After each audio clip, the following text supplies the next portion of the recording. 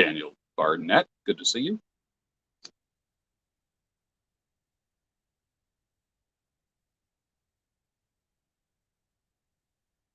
How are you, sir? Good to see you. I'm doing a live reading tonight from a Dan Kennedy book. It's going to be so good. It is going to be so darn good. Get psyched, everyone.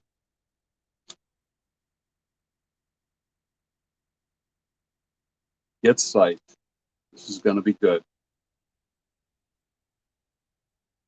One of the reasons why I like Dan is he's a great storyteller.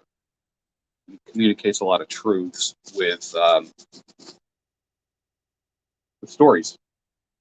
Makes them come alive. Something that I love doing as well.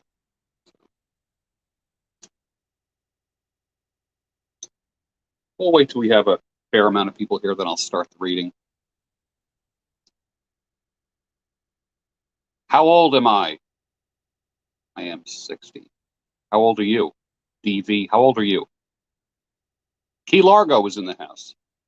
Nice. Morales, Donnie C. Kevin, Daniel, Morales.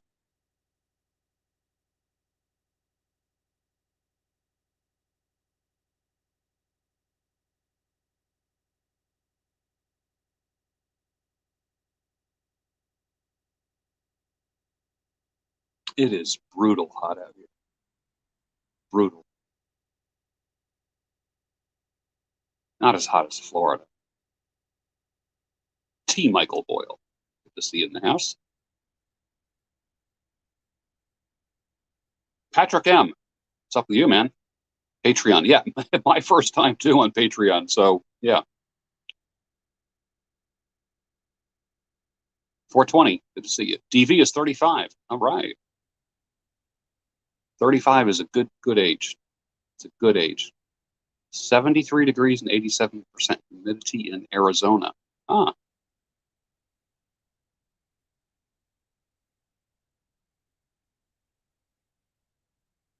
Monsoon season. Stay hydrated, everybody.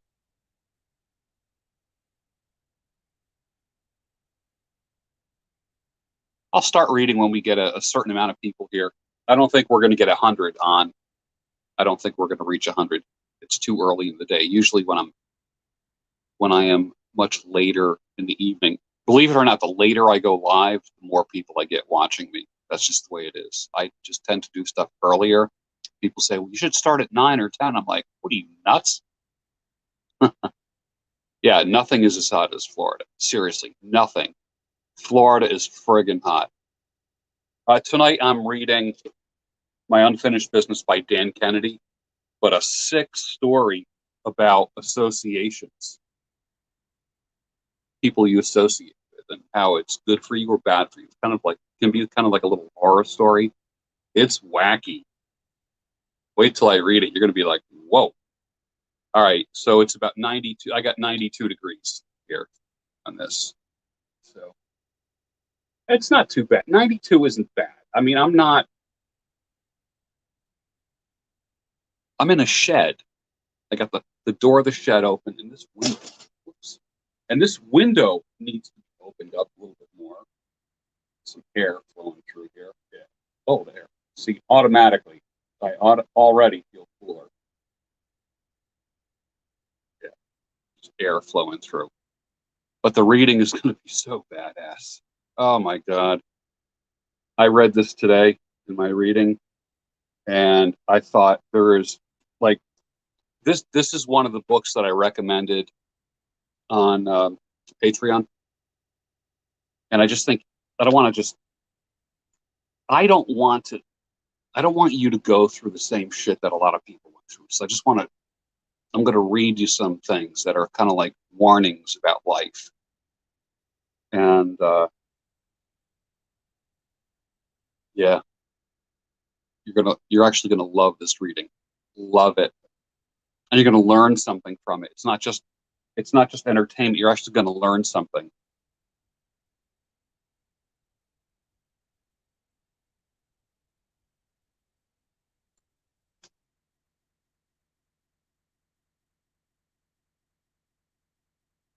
So I'm just hanging out, having a pipe. I'm not having any alcohol. It's too hot to drink. And I'm just drinking water. That is it. Just to stay hydrated. Water is it.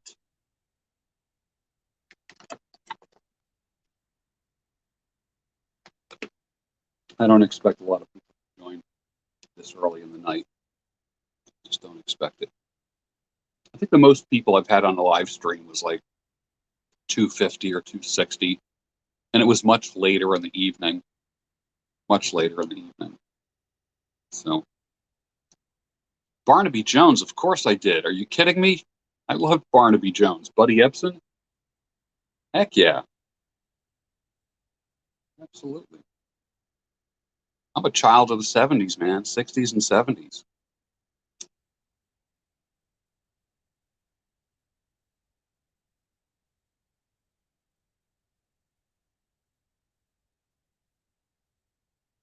And that the wind is blowing through here, and the smoke is just going wild right now.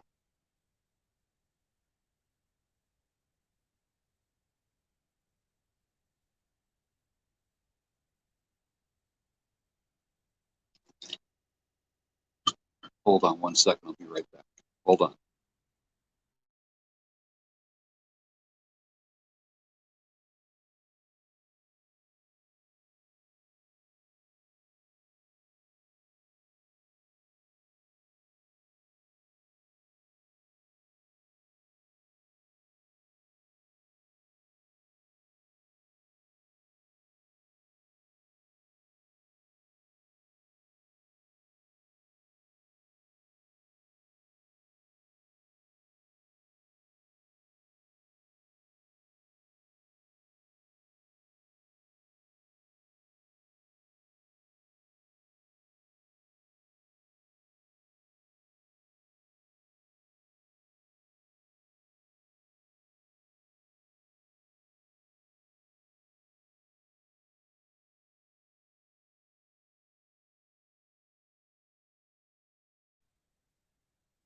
I am back. Ralstonian, good to see you.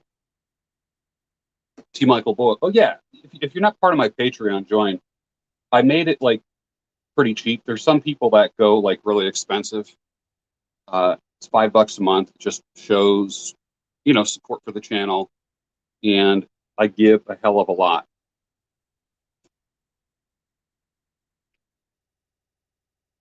Some people were bitching and moaning about it. I'm like, all right, see ya, whatever. Like YouTube isn't enough for you, but whatever. Whatever.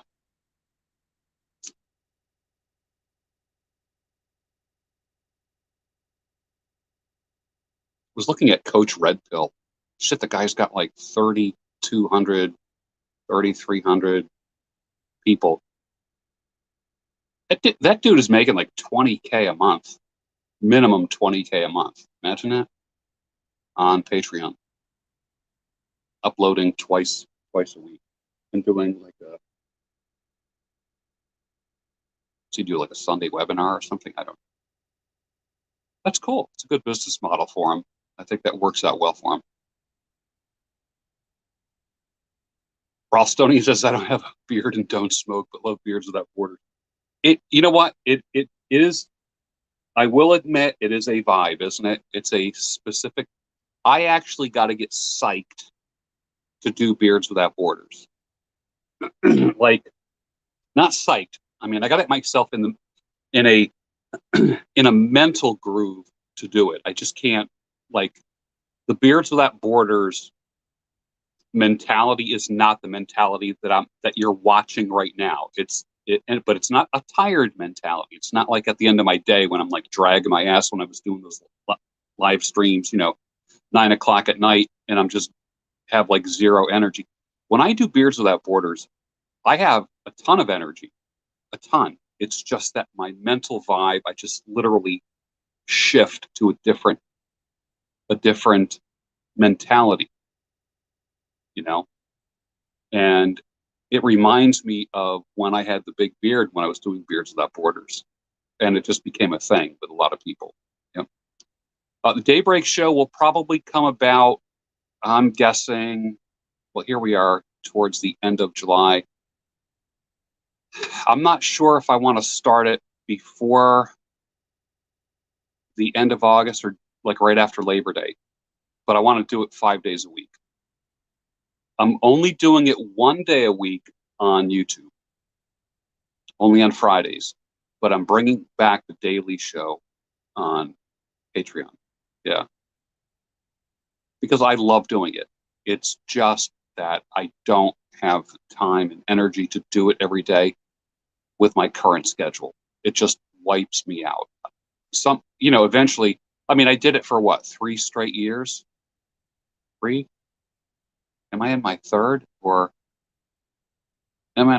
fourth season of Daybreak Show? I forget. But it takes consistency, and I have to really make a lot of time for it. In addition to working 2 part-time jobs, in addition to my affiliate programs, in addition to writing, and of course now I just added the daily email. I hope you're all getting my daily email. I promised that for the longest time. Finally, it's coming out. I actually love writing more than I love doing videos.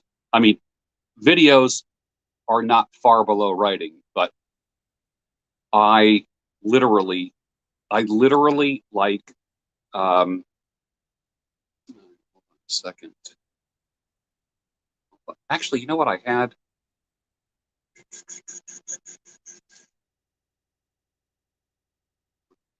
Let's see.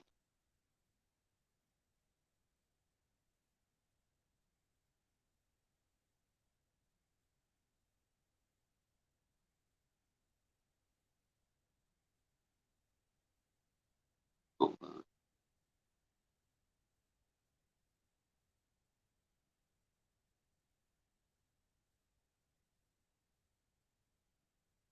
There we go. All right. That's cool. Uh, now that my writing, I actually enjoy writing more than I love doing videos, believe it or not. And doing my newsletter, you know what a newsletter is like? A newsletter for me is like doing a blog. I suppose I could do a blog and monetize the hell out of that blog. I suppose I could do that. Maybe I will. I don't know. But I love sending out the newsletter. And just, to me, I get more of a feel for my audience when I send out the newsletter because I get these statistics back, how many people opened it, clicked through, and that kind of stuff. So for me, it gives me more feedback. Doing a newsletter is a lot like doing a live broadcast in the sense that you get instant feedback from people. You don't have to guess what they're thinking, you know? But I love my writing. Love it. And if you've been getting my newsletter for what, 2 or 3 weeks now, you've already gotten a taste of my writing skills and what I love writing about and how I love to teach. Yeah.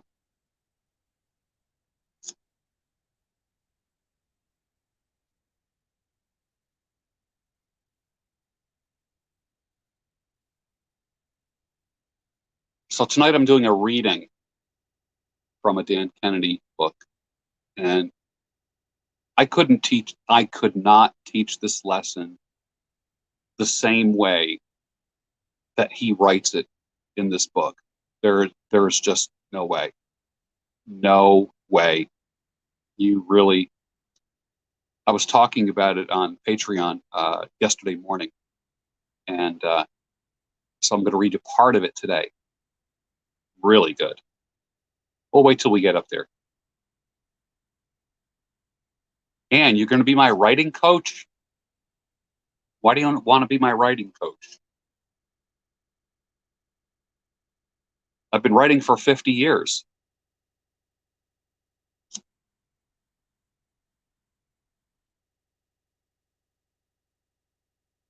And I'll tell you what, if you put out a newsletter, I will subscribe to it. How's that sound? Show me your writing, and I will subscribe. Sound good? Or a blog.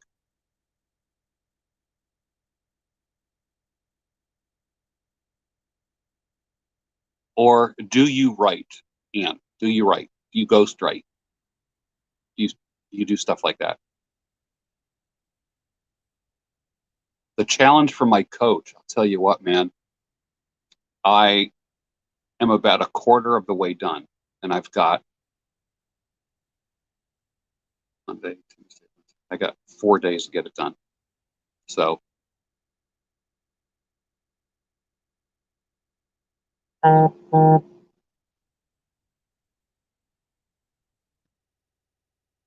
Clay Morris, yeah, you're going to Philly. There's a place called the Pipe Rack in Chestnut Hill. Boyle, no, Dan Kennedy did not pass away. He did not pass away. No. Do I recommend using a filter in your pipe? No, not at all. What's a good starter cigar?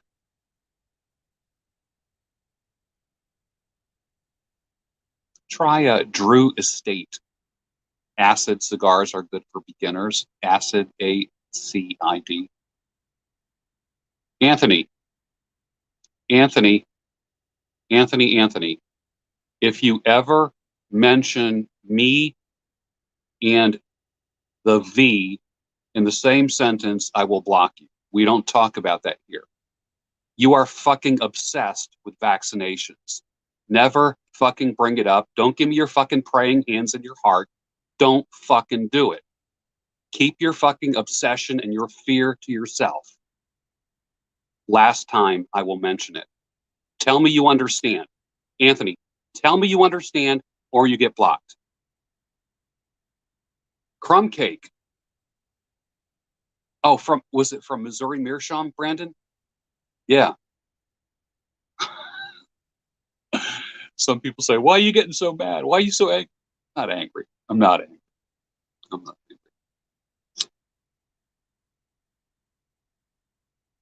angry. Anthony, it's all good. It's all good. Now you know how my kids felt. Yeah, Brandon, I saw that email from Missouri Meerschaum, and I never had the crumble cake. I'm very tempted to get it though, just because.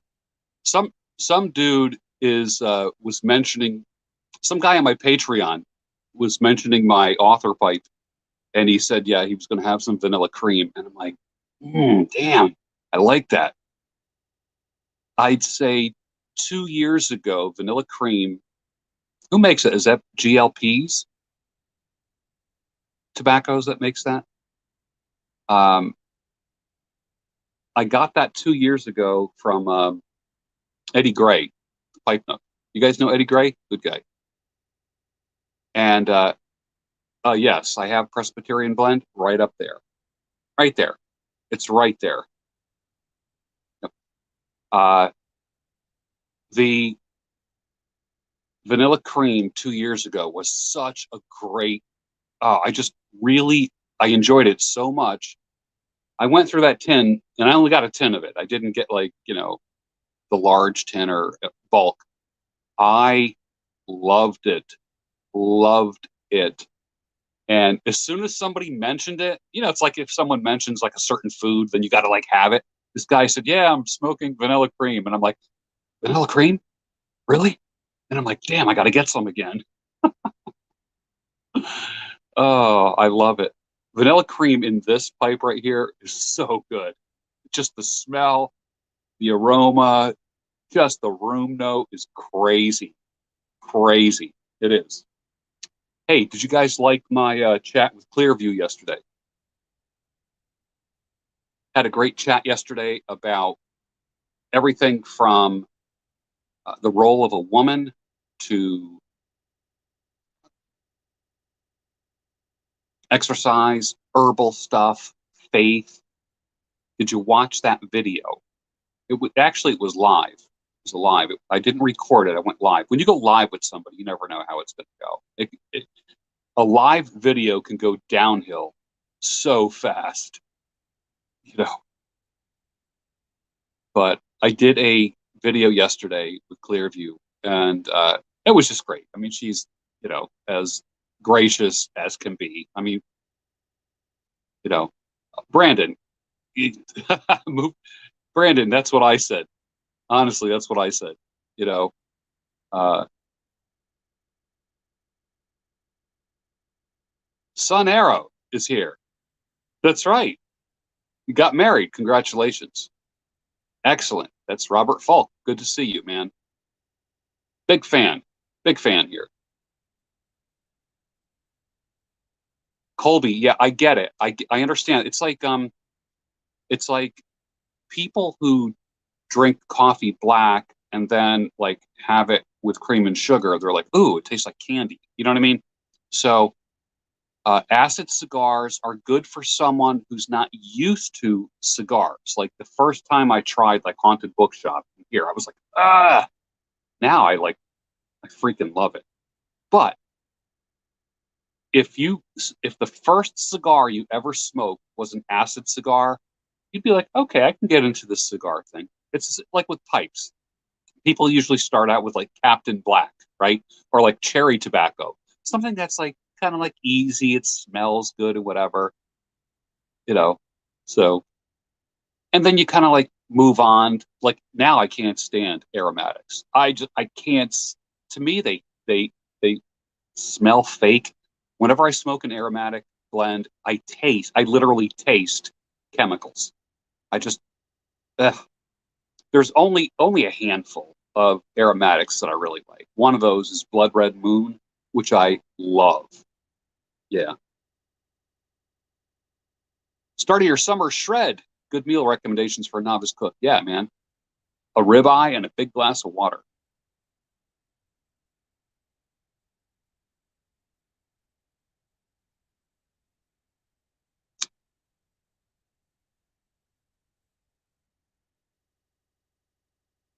Greetings, Golden Matt. Where are you from?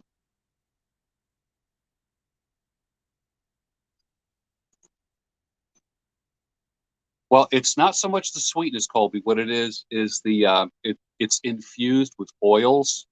That's exactly what it is. Ah, Brandon's got the carnivore crisp going. Dude, you're gonna love them.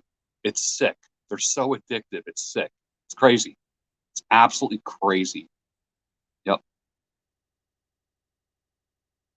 Brandon, dude, I mean, what a perfect day. Brandon Gerlich, Almond Brothers, making a steak, carnivore month, ordered carnivore crisp. I mean, what a perfect day. Brandon, I hope it's eat a peach. That's all I hope. I don't work. Listen, look at me. Teeth perfect. I go to the dentist every 6 months. They say my teeth are perfect. They're white. They're straight. They're not yellow. My gums aren't receding. So, so when you say has been shown to increase significantly, that's bullshit. That's total bullshit. Honest to God. Anyone who smokes a pipe will tell you that too.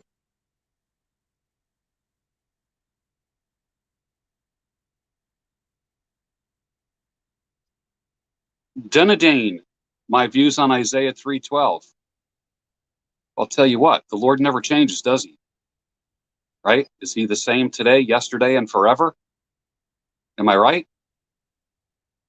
Okay, there we go. Oh my God, we're actually building up people on a Sunday afternoon. Holy crap. As soon as we get a few more people here, I'm going to read you the most sick story you've ever heard. It's crazy. It's crazy.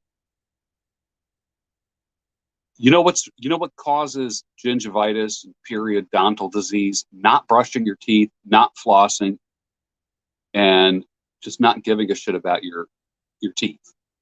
You know, I mean, I do. I give a crap about my smile. It's white. My teeth are healthy. My gums are healthy. My mouth is healthy. It's you know, so I can't complain. Honestly. Oh, I just got a text from Joe Marion. Joe Marion just joined my Patreon group. Thank you, Joe. It's awesome, man. That's cool. Yeah, I'm going to be releasing stuff on Patreon only because I'm just tired of getting banned. I, in the past, I'd say 3 months, 3 to 4 months, I had 20 videos get banned. They get banned before they get uploaded. Like, what the frig, right? Like, what the heck is going on with that? So I've got videos on my hard drive that I haven't, that they're on the hard drive, but they got rejected by YouTube. And I'm like, enough of this nonsense. Enough. So Captain Black Royal Scott SWB.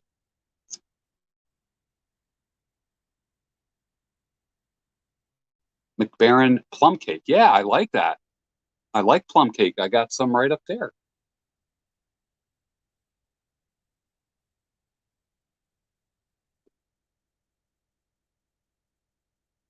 You know who's got the perfect smile? It's really funny because I compare my teeth to hers, but when I was, Clearview that was on yesterday, she has like the most perfect smile I've ever seen in my life. I have never seen a more perfect smile. I mean, teeth are like perfectly straight, perfectly white. I mean, just it's crazy. It's crazy. Alexander Martinez with the $100 super chat. Thank you, sir. Much appreciated. Little shout out to you, my friend. Yep. You dig the graphene oxides. Yeah, I'll tell you what, man. This might have been my vaccine right here. This might have been it right here.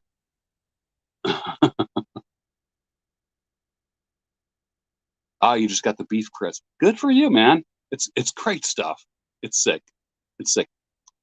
What toothpaste do I use? I use a non-fluoride toothpaste. I don't want fluoride in it, and I don't want sodium lauryl sulfate in it. I don't want any foaming agents. A lot of people think that you need to like have a mouthful of foam, like you look like you got rabies when you're brushing your teeth. You don't need that. You could actually just dip your toothbrush in baking soda and brush your teeth that way if you want.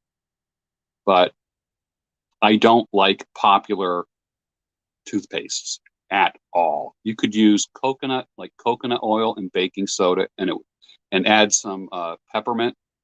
Charcoal toothpaste is great. That whitens your teeth. Believe it or not, it makes your teeth black while you're. But Scott, let me tell you what happened when I used charcoal toothpaste. Let me tell you what happened. Like how like toothpaste like dribbles down, like on your beard or whatever. It rinses from your mouth. It makes your teeth and mouth black while you're brushing your teeth. But guess what? It doesn't rinse out of your beard. I had like a black like streaks coming down like this. And I was like, oh, damn. And it took like a few days to come out. It was crazy. When your beard goes white, you got to be careful of the stuff that stains it. Seriously. Like whenever I have barbecue, I just have this like brownish red stuff. Like when I have ribs and chicken and all that stuff, it's like gnarly, gnarly.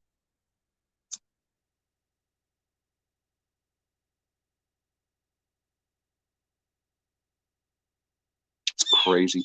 Yeah, make my own toothpaste. You can use coconut oil, uh, essential oil, peppermint, or lavender, or orange, and then what do you call it? Baking soda. Yeah, put it in a jar. Make like 3 months worth. It's great. It's fantastic.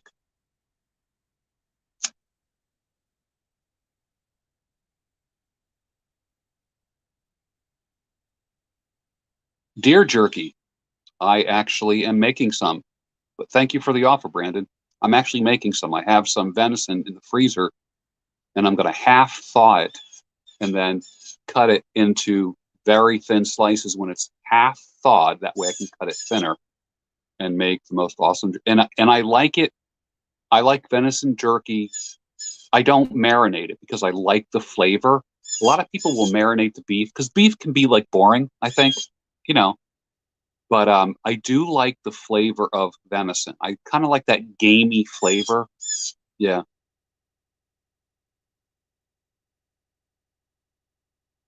Used a magic eraser to clean her teeth.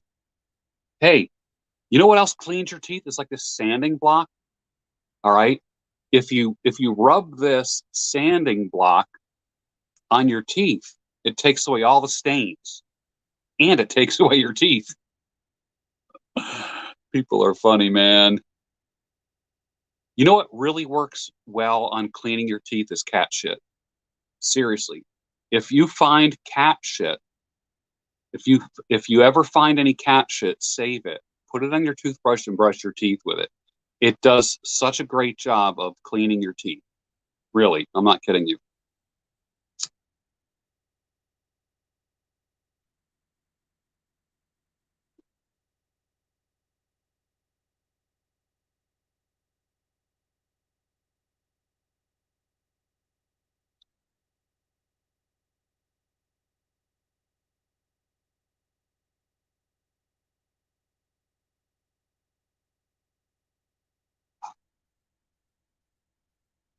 Clove powder, that's cool. That's a great recipe, evolutionary reject. I can synthesize like I'm a great cook. I don't need recipes or very little, very little. I don't totally rely 100% on recipes when I cook. So I kind of know what ingredients do, and I kind of get a feel for how they're going to taste. And just looking at your recipe, that's badass. Love it. Love it. That's a um, if you email that to me, Evolutionary Reject, email me that, gb@georgebruno.com. I will publish it in the newsletter and send it out to 5,000 people. That's an awesome recipe. Yeah.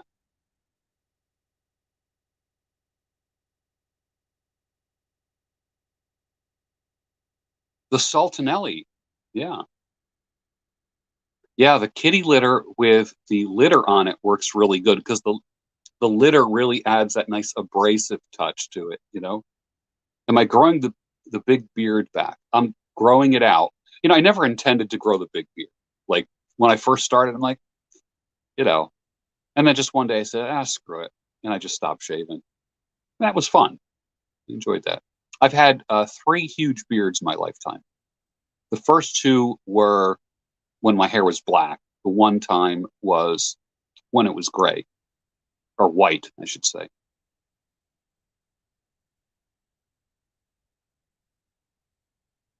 I'm not a fan of the turmeric because that stains, man. Ain't going there with that. That's like using the hell is that one spice that they use in to color the rice yellow? It's like flour, little pieces of the inside of a flower. Like you only need one of them to make your whole pot of rice yellow. What is that called? Somebody tell me. Why do I have a cock in the background? That's the rooster is the animal that gets up early in the morning before everybody else. Saffron. James, thank you. Saffron. Yeah, definitely. Thank you. Glenn, CFD. Yeah, thank you. Thank you. Yeah, the I like to get up before the rest of the world in the same way that like the rooster gets up. That's that's why I always have a rooster behind me on the daybreak show. It is a kind of a symbol of getting up before the world gets up, getting up before it. If you ever had chickens and roosters, they start going, man. They start tearing it up. That's not the daybreak show rooster. That's a separate one.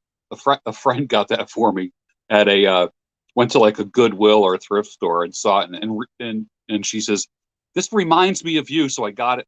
You know, great. She bought me a picture of a cock because it reminded her of me. Great. I thought to myself, gee, you like the free rider? That's Jonas. That's the dude. I got to get him on here. He has not replied to me yet. I got to get him on to do that song here. I want him on here doing like that hip hoppy stuff. I think that would be kind of cool. I would pay him to create a theme song for me. I would do that.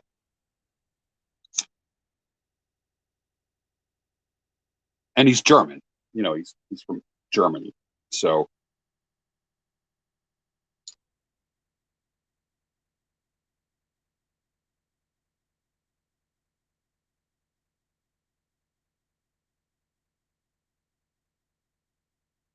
$100 super chat. Thank you, man. Appreciate that.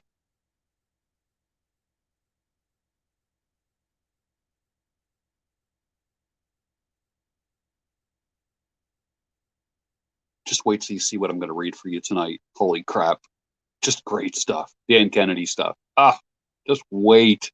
It's going to be sick. I can't believe I'm even using the word sick.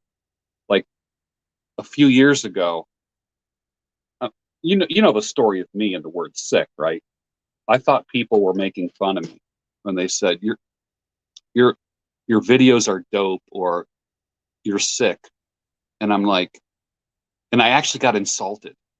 The first time somebody said that my YouTube channel is dope, I thought they were insulting me. All right. I'm from a different generation. Seriously. I'm from a different generation. So when you say something's dope, I used to think that was a bad thing. And then I realized, you know, it's actually a good thing.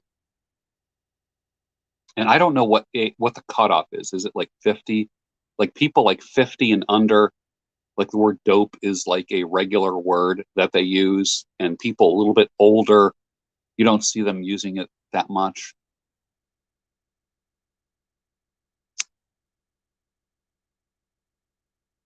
Make America old school again. Hey, did you see yesterday when I talked to Clearview on the video? I said, what's the role of a woman? She says to be a mother, to be a wife and a mother, and to be a calming influence. And I'm thinking, I'm going to marry this woman. This woman's going to be my wife, man. Did you hear that? Did you hear that yesterday? I was like, what?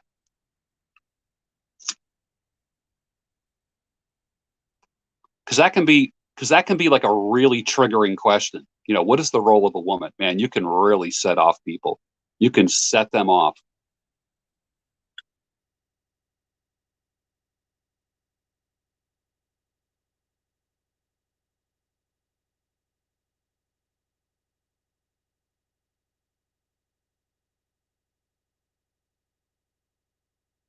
Yeah, we do look good together.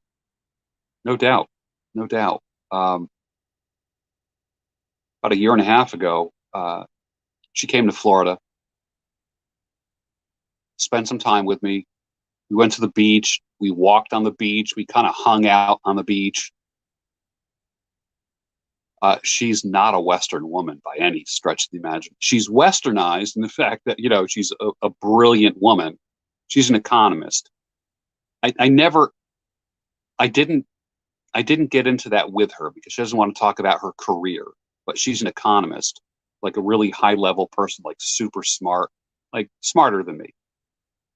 So, but very much a lady, very feminine. And, you know, we went out and had a steak dinner. It was cool. It was cool. She's very cool, very cool. She's tall, shapely, feminine, you know, and just loves being a woman, you know, and that was pretty impressive, pretty impressive. But I'm not simping for you red pill guys. Um, but to hear a woman say, yeah, the role of a woman is to be a wife and a mother and to be a calming influence. Damn.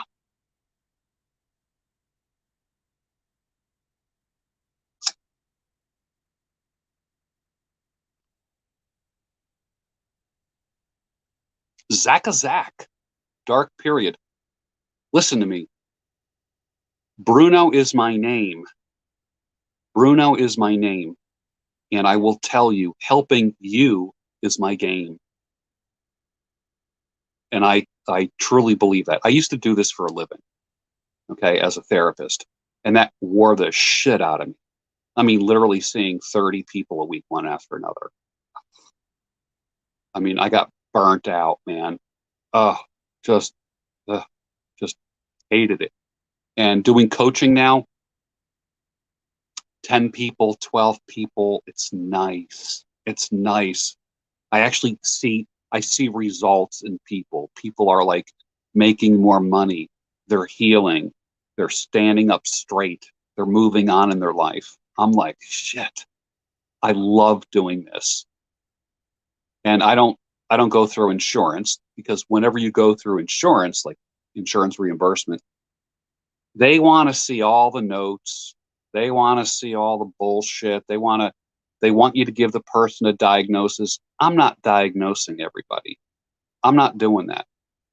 Not doing, and like CFD says, just listening to the videos, like literally just listening to the videos over a long period of time. Why? Because I am the IV drip of motivation and change. Just a little bit at a time. A little bit at a time. Oh, Josh joining the Patreon. Good. That's awesome, man. Tonight in the bowl is Haunted Bookshop in a Savinelli 320 author type. I think I bought it just because it says author and I like writing. It's a hard clencher. It's a big heavy pipe. So this is the kind of pipe you're going to sit there and go, because I feel like I'm holding a dumbbell in my mouth. I could actually do neck exercises with this thing. it's a big, thick, heavy pipe. I mean, look at that dog. All right. Compared to like a normal, let me just show you like a normal pipe, if there's such a thing as a normal pipe. Like a normal pipe. There's a normal pipe. And look at this. All right. Let me put them side by side like this. Watch. Look at that. You see what I'm saying? This pipe here, I can clench this. I don't even feel it. It's like air. It's like light. Put this in between my teeth. I swear to God, I literally feel like, there's weight to it. So how many pipes do I own? Probably no, I don't have any show pipes. No show. As a matter of fact, let me show you what I have. All right. This is a 1904 Dunhill from 1904, before World War One. Okay. I don't even know how much this is worth. Maybe this is like a $300 or $400 pipe. Maybe even more. Okay. This was given to me, believe it or not. But can you imagine, like, there's people who buy pipes like this and they put them like in a glass case. I'm like, screw that. It's like the people who like buy vehicles and I call them like driveway queens. They just spend all day like polishing their motorcycles and polishing their cars, but they don't drive them. Like, I like cars and trucks to be driven. When I see a motorcycle that's dirty, I'm like, yeah, I want to see dirt and grime on a vehicle because that means you enjoy the darn thing, you know? Ralstonian, thanks, man. Thanks for popping in, dude. Appreciate that. For real. Thank you. You're dope. Wait a minute. It's 6:30 and I got 90 people watching this.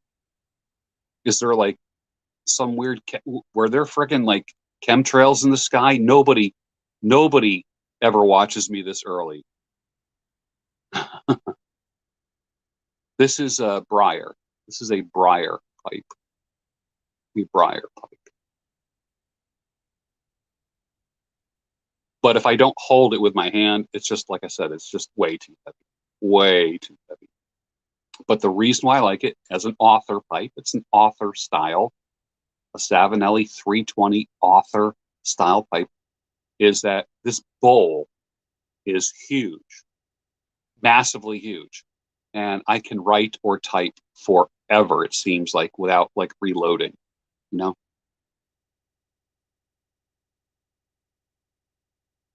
Haunted Bookshop. Yeah, go easy with it. Go easy with it. Haunted bookshop can knock you on your butt.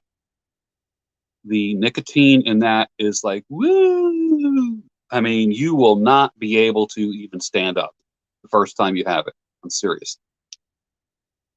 Bradley says, I live in St. Louis City, and I've had a hard time finding a church that has not abandoned God. I'm thinking about Russian Orthodox Church abroad. What are your thoughts?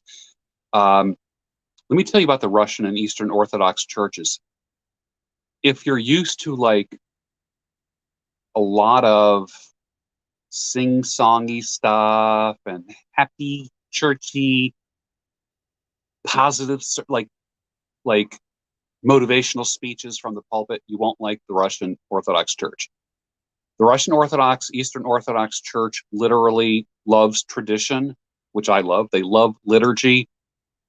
You're not going to hear instrumentation. You're going to hear a lot of chanting, which to me gives me damn goosebumps. You know, when people chant. But it's something I love. They are based, and they love the Lord. They love the authority of Scripture. They love the authority of history and practice. I mean, it's pretty badass. I think that's my opinion. But I was raised Roman Catholic and Eastern Orthodox. So, best year of my life this year. Alexander, my life gets better and better. I'm 60 years old, and my life gets better every year. Seriously. A better question would be, what is the worst year of my life? And that was the year that I got divorced when I was in my early 40s. So, yeah. That's when dreams crashed. That's when it wasn't so much one-itis, although I was wickedly in love with my wife. I will say that the dream, I had dream one-itis, if that makes any sense. Dream, there's like one-itis when it has to do with women. The false belief that your woman is irreplaceable. Dream one-itis is when the dream that you have for life, the fantasy about how life can be, when you think it's irreplaceable, and then all of a sudden it stops, you're in disbelief. And you're like, holy shit, my life just ended. I used to say that. My life's over. My life's done. When I got divorced, I said, that's it. My life is done. My life is over with. I couldn't imagine enjoying life after that. Man, it took a while for me. This is a long time ago, but it took a while for me. Now, I would never, ever, ever have one-itis about anything. One of anything is bad. One of anything is bad. Well, marriage for me is in the question. It is in the question because I'm a different person, and the methodology that I use for finding a woman is different than it was when I was a young man. I just don't go for pretty anymore, or hot, or sexy. Like, I could care less how hot and sexy a woman is. That means nothing to me. I mean, my ex-wife is gorgeous, just freaking gorgeous. She's beautiful. But that beauty didn't work out for me. So if I meet a woman who's beautiful, who happens to be beautiful, which is secondary, the first thing I'm looking for is a woman who wants to build. You've heard me say this before. Look for a woman who wants to build. And you don't find that out by questioning a woman. Like, do you want to build? Oh, yeah, sure, I want to build. No. It takes a while. That's why I say date long, marry slow, and if you can get divorce fast. How long did it take you to get through the post-divorce breakup depression and the insecurities that followed? You never get over it. The pain is always there. The pain is always there, or the memory of the pain is always there. Bigfoot, I would say you're wrong about that. Marriage is worth it if it's a good pairing. That's what I say. Don't buy all the. You're being nihilistic and very black-pilled. So that's why I say date long, marry slow. Date long and marry slow. I know plenty of people who've been married 50, 60 years. A lot of people. And, I know it's a different time and age and women are different. There wasn't feminism back then. I get it. But what about female nature? If the whole thing about female nature is true, then any age or any era would have been wrong. Every woman has to be evaluated on her individual merits, period. Not all women are like that, period. So, but I will also say, as a former married man, the woman you marry is not the angel you marry is not the devil you divorce. So I will say that. I will tell you that. I'm not going to be a guy that says never get married, but I'm going to say you better be pretty damn sure. Although I never met a guy who got married who said he wasn't sure. I was sure too. But the reason why you get married the second time is totally different than the first time. 100% different. 50 years. It's a long time, man. I can tell you this, for you guys that are divorced out there.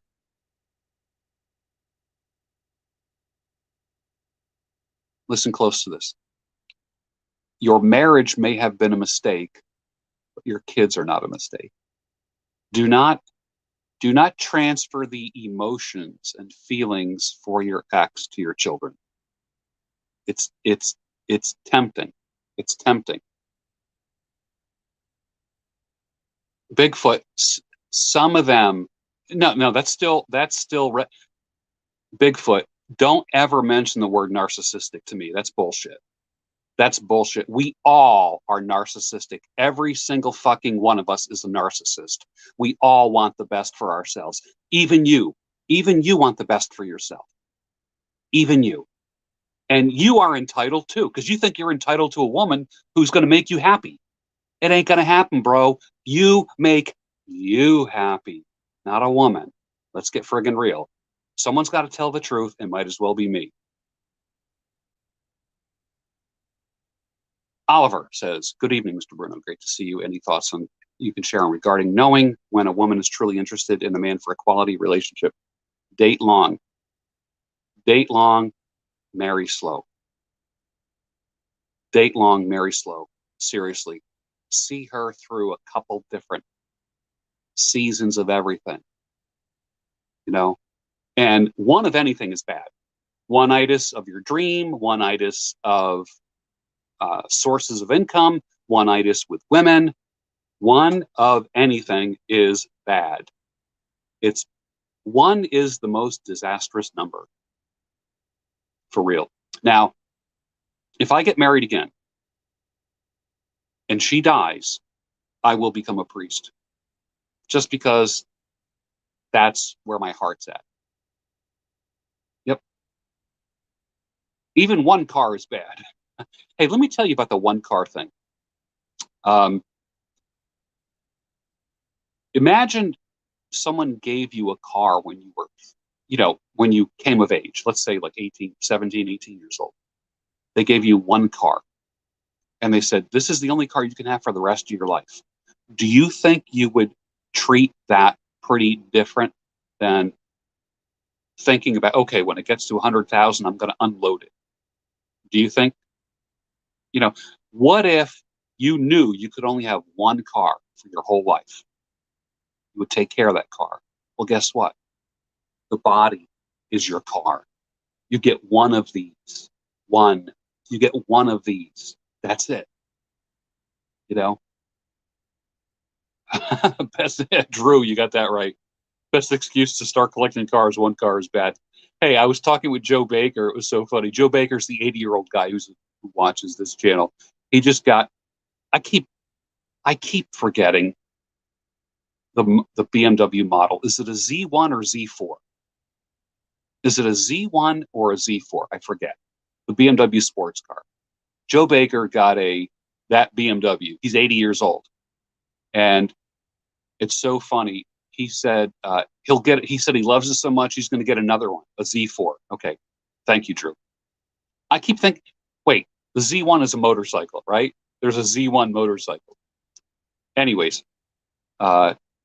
he said, yeah, he says, I'll get another one in 75 years. I love that attitude. Love that attitude. Love it.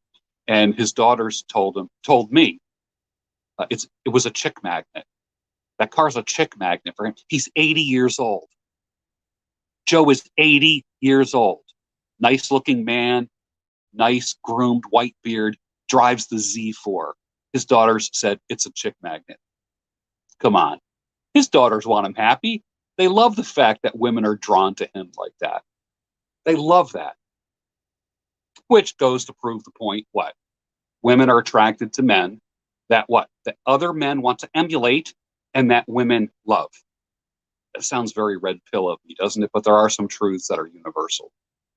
Yep.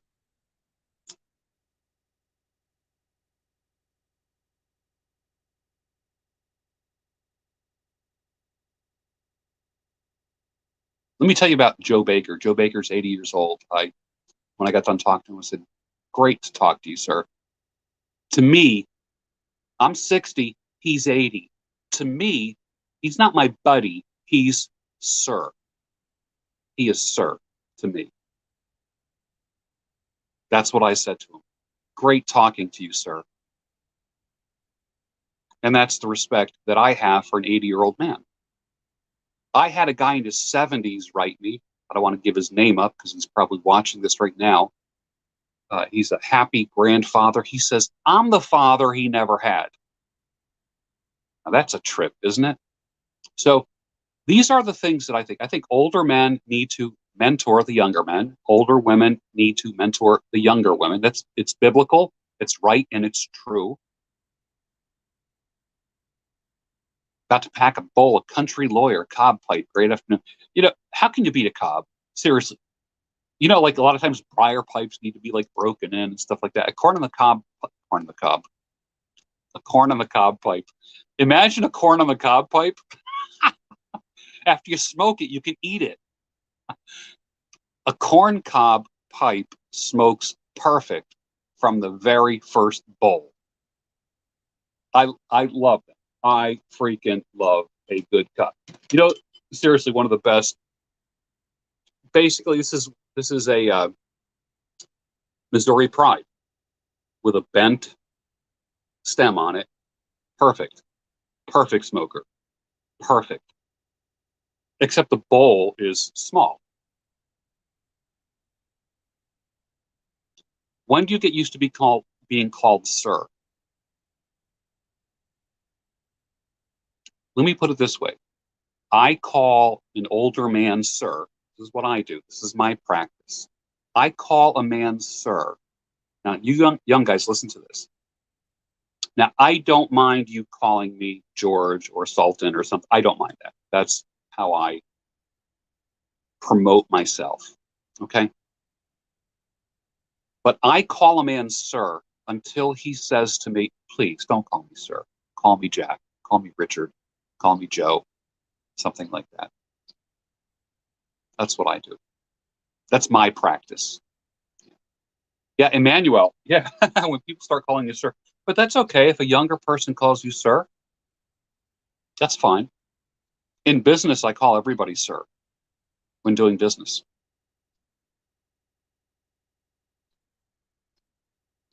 Alan Burris, yeah, man, cobs are just great. It's so funny. All right, this pipe here, like I said, it's about $400 pipe. I didn't spend $400 on it. This Savinelli, okay, that's a badass pipe. The Savinelli 673, that's a badass pipe. Freaking love this thing. But these things are like over $100. Like, what the heck? What's this, like $3, right? $3 and it smokes perfect. How can you beat that? For real, how can you beat that? You're a male stripper, 51 years old. A lot of guys at the club call me sir. It takes a bit to get used to. It's not because I'm well endowed, but I'll take respect all day. And you know what? Fine, that's cool. There's nothing wrong with that. I'll tell you what. When I speak out and about and I do workshops, seminars, when I go to conferences and such, and a young man comes up to me, introduces himself, says, "Oh man, I love your channel," and I'm like, "Oh, thank you, sir. Thank you." I call everybody sir first. Everybody, everybody. If you ever met me in person, guess what? Your name is sir. You are sir until I get to know you. Let's bring that back again. Let's make that great again. You know, let's make that. What's the difference between a $3 pipe and a $300 pipe? $297. Seriously, that's it. That's the only difference. That's the only difference.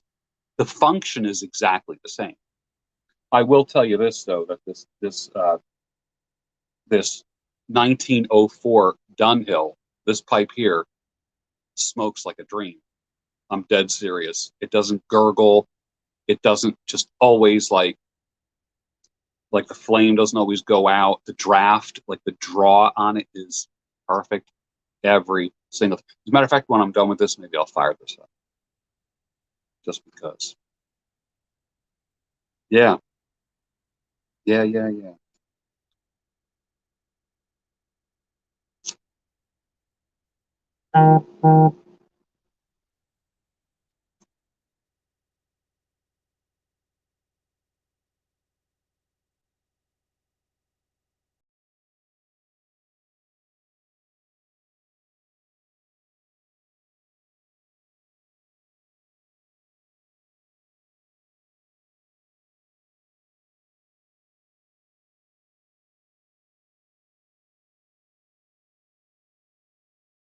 Yeah, I am. I'm a huge believer in sir and ma'am. Yeah, yeah, yeah. $15 a $15 pipe. I mean, honestly, most pipes smoke great. Like, for instance, this one pipe that I have that was made for me by Daniel Mustran in Croatia. If you got a pipe, this is a custom pipe. This was made for me. This is a Bakelite stem. It's it is such a perfect pipe. But I will, I will. I mean, it just looks good, right? It's like sophisticated looking, right?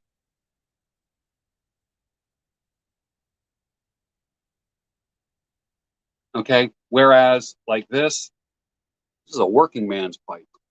This is a writer's pipe.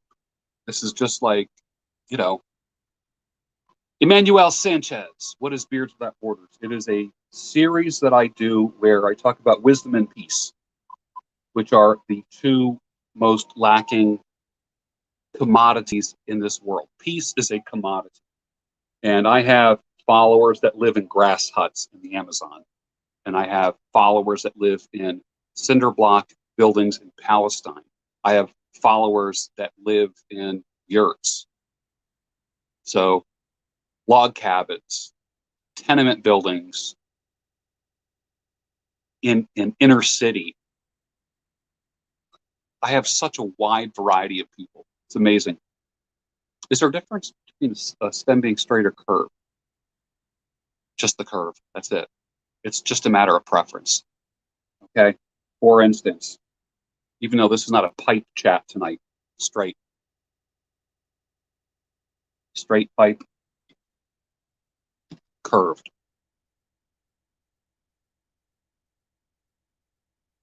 Want to see my Peterson? Not my Peter, my Peterson. This is a chin hanger because that angle, see that angle?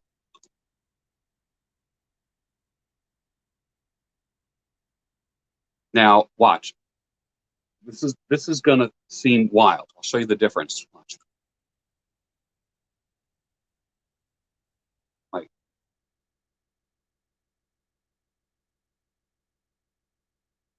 compared to this,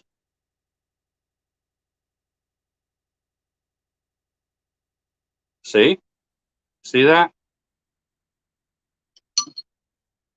So it's where the pipe hangs. It's where the pipe hangs. Elliot Chip Sturman, Good to see you. Yeah. So, but this Peterson, this is, an Irish pipe, like a Sherlock Holmes kind of thing. MacArthur. Yeah, I have a couple different MacArthurs. I got one here somewhere, but I'm going to make a pile fall over if I pull it out. So, Peterson does make good pipes. The highest quality pipes I've ever seen are Dunhills. My friend Texas Dom loves Dunhill pipes. He is now a Dunhill addict, an absolute addict. He loves the Dunhills, loves them. He likes the Savinellis and the Petersons, but he is crazy about his Dunhills. Always like when he gets one, he always like texts me a picture of it and what he's smoking in it and stuff like that. Do you guys know him? You guys know Texas Dom? Good guy. What a good dude. He just turned 60 like a week or two ago. So he finally caught up with me. Good guy. Good dude. He really is.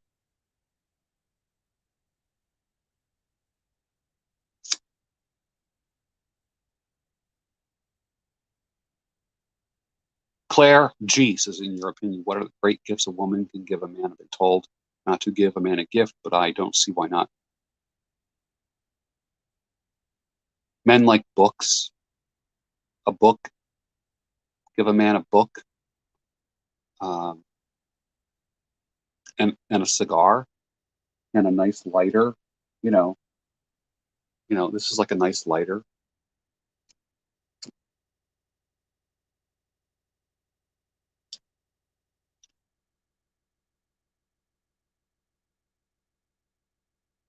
Classic stories. Give a man, a, like a like a nice bound book of Edgar Allan Poe or Ernest Hemingway or Faulkner. Classic books, a classic philosophy book, a nice bound book about Stoicism. Men love that crap. Most men. I can't speak for every man.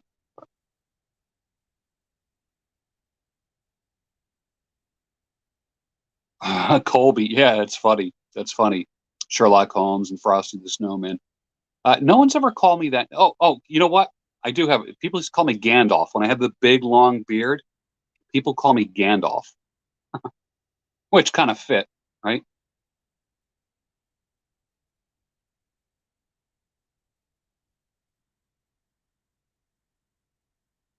I'm going to read you a story real soon.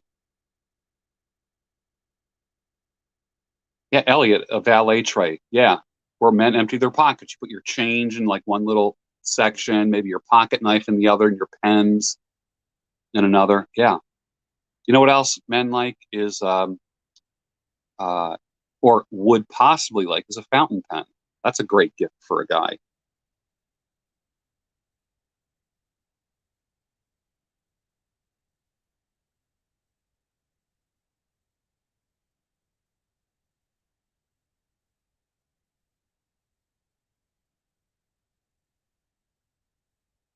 All right, I'm going to start reading it. And as soon as this pipe is done, I'm going to read you a very short chapter, one of Dan Kennedy's books.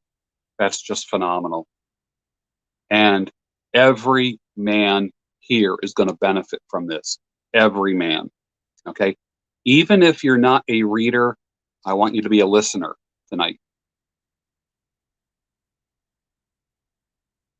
Speaking of pocket knives, I mean, this is not a traditional pocket knife, this Spyderco. It's a clip knife. I always keep that on my, in my pocket, clipped to my pocket.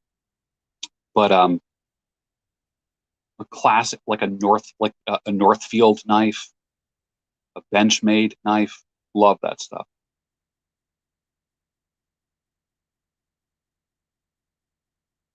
The only problem with the Oscar, the only problem with the Peterson is this.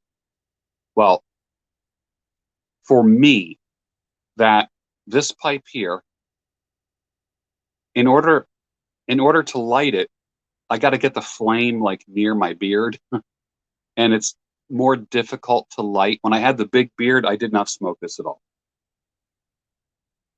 because I just don't want to burn my beard. So I kind of hold it away from my mouth and light it, and then just let it go like this. So, but it's a great pipe. I think this is a 304. Actually, it's funny. Texas Dom actually gifted me a pipe. Oh, where is it? He gifted me a Peterson.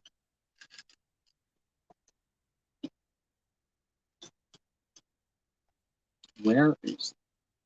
Again, it's underneath a pile of things, and I'm going to knock over a big pile of stuff if I try to find it. I don't have it. I can't. It's not within my view. Not within my view.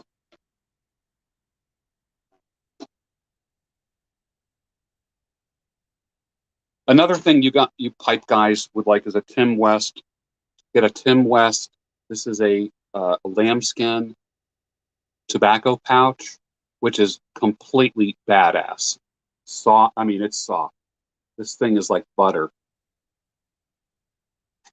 Keep your tobacco in there, and you just take your pipe and scoop it in there and tamp it with your thumb. A Tim West tobacco pouch. This is just great. Great stuff. Great stuff.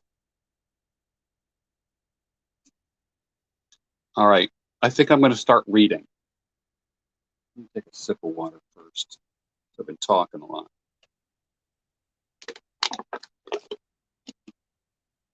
I'll take questions after I read. So are you ready to learn something? Here we go. This is a chapter, it's a short chapter called Unjustly Accused by Dan Kennedy. Presently, you can be detained in any U.S. airport purely because you're carrying a lot of cash. $5,000 to $10,000 will do it. They can confiscate your cash, and then you have to go to court to get it back if you can prove its source. If you have $5,000 to $10,000 in your pocket, they can confiscate the cash at the airport. Can you imagine that? That's pretty jacked up. Your bank also works for the IRS and is required to report any single transaction of $10,000 or greater. A series of cash transactions within a 24-hour period that add up to $10,000 more, and is encouraged to report any of your banking activity it considers irregular or suspicious. Like what I do is I withdraw about $9,500 when I withdraw money from the bank at a time. That's it. I never go 10,000 or over. Never. Never. So if you're going to withdraw cash, plan your withdrawals. You remember that one time? This is probably about 5 years ago. For you Grant Cardone fans, he proved a point. Of course, now he's got a lot of money because he's a real estate mogul. Check this out. He had $1 million, $1 million in cash. This is a sick story. He went to the bank and deposited $1 million. Within a week, he went back to withdraw the $1 million. He couldn't get it. He couldn't get it. He had to fill out papers. Now, he had just deposited that money, but he could not withdraw his own money. All right, let me finish this. In many cases, the federal government can invoke the Ricoh Act, originally created only to prosecute organized crime and used to confiscate all your assets in one fell swoop when you're charged with a crime long before you're convicted, leaving you homeless and defenseless. As Martha Stewart learned, you can be imprisoned for lying to investigators, even if your lies are not covering up any crimes. Under the Patriot Act, which I'm not a fan of, the FBI can enter your home or office, download the entire hard drive of your computer, install tracking bugs in your computer, phone, premises, all without notifying or presenting a warrant. The FTC, FDA, and IRS track visitors to their websites and in turn investigate them. Hey now. Many people shrug their shoulders at all of this. Their belief is if they're not doing anything wrong, they have nothing to fear. Such naivete is charming but foolish, ignorant, and hazardous. The average small business owner violates at least 10 different laws by noon each and every day. Let me say that again. The average small business owner violates at least 10 different laws by noon each and every day. Many statutes are written so overbroad that anybody can be prosecuted at any time. FTC rules are particularly impossible to actually comply with. I have seen firsthand a person wrongfully accused of a crime, overzealously prosecuted, unjustly sent to prison, and ruined for life. I've seen firsthand another business owner unjustly attacked by the FTC and quite literally hounded and harassed to death with a massive coronary. I have seen SWAT teams descend upon an office, herd people up against the walls, handcuff people, load file cabinets, computers, and records into pickup trucks. I've seen over 25 business empires toppled, more than 25 millionaires and multimillionaires quickly stripped of every penny and left ruined. Few deserved it, most didn't. But most did bring it on themselves. For most, it could have been prevented. Such events in business are like burglary and fire to homeowners, rape to women, a parent's teens becoming a drug dealer or committing suicide. Everyone thinks that things only happen to someone else's family. Retroactive prosecution is amongst our most interesting legal oddities. Michael Milliken was heralded as a hero in business, an innovative venture capitalist who devised a revolutionary way to finance new risky startups. He was on the covers of Forbes and Fortune, a darling of Wall Street. Subsequent to all his success, the term junk bond entered our language. Laws were passed, and under the new law, he was prosecuted for acts that occurred prior to the existence of the laws and sent to prison. This is not new or nothing unusual. My friend Glenn Turner was prosecuted for pyramid selling under new laws written to outlaw his business methods 5 years later. This is also commonly done with tax laws. What is legal today is made illegal 5 years from now retroactively, so what you did that was legal is still penalized. Double jeopardy is another oddity. You may hear the double jeopardy that it doesn't exist, but that you cannot be prosecuted and tried for the same crime twice. O.J. Simpson is an example. This is not true. Agree or disagree, he was prosecuted for murder, acquitted by a jury as not guilty. However, the Goldman family subsequently filed a civil action and took the case back into court, where the standards for proof are much looser. Generally speaking, in a criminal case, the burden to prove is on the prosecution, and if you are the defendant, you are presumed innocent until proven guilty. In civil court, it's the exact opposite.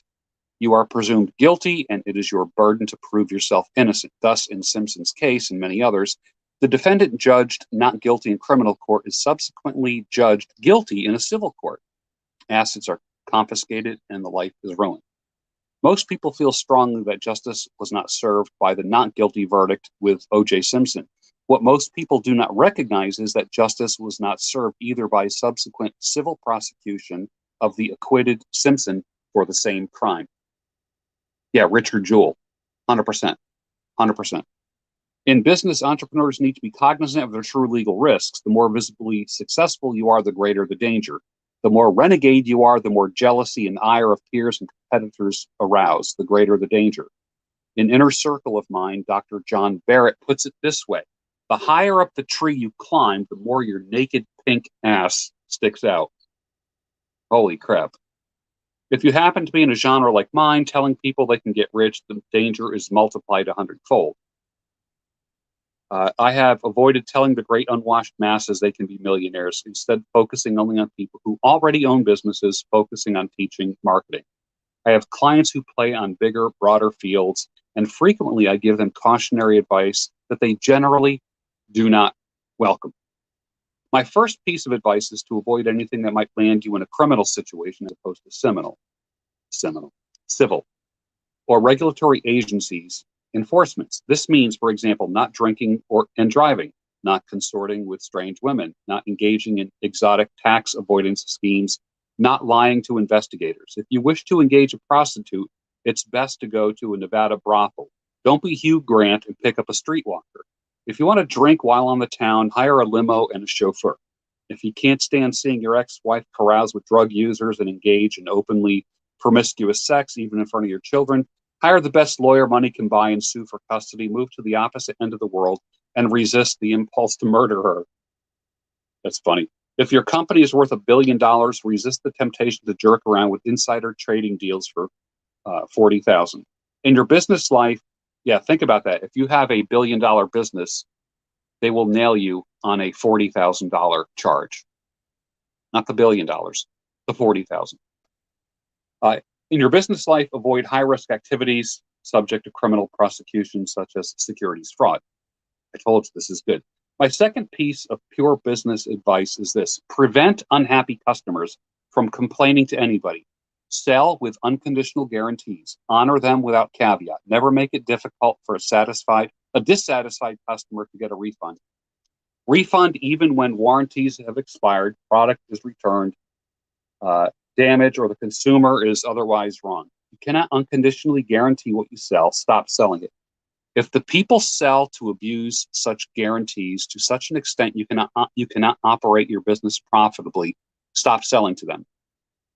Find more honorable people to sell to.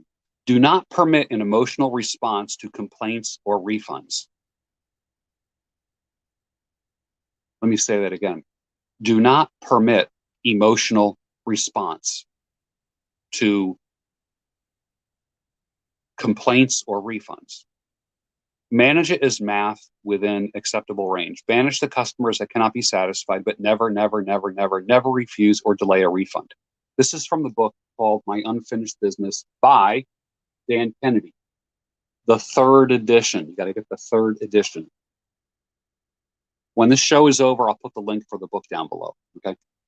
My friend and client, the man who was hounded to death by the FTC ignored my advice on this. We argued about it for a year when we had dinner together for 5 years.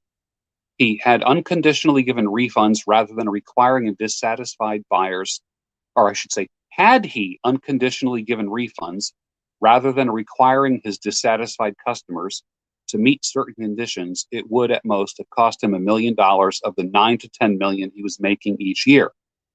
Instead, he lost his entire business. His family lost a fortune, and he had a heart attack and died. So he lost his life. Okay. This would have cost him $1 million, but it ended up costing him $10 million, his family, and his life.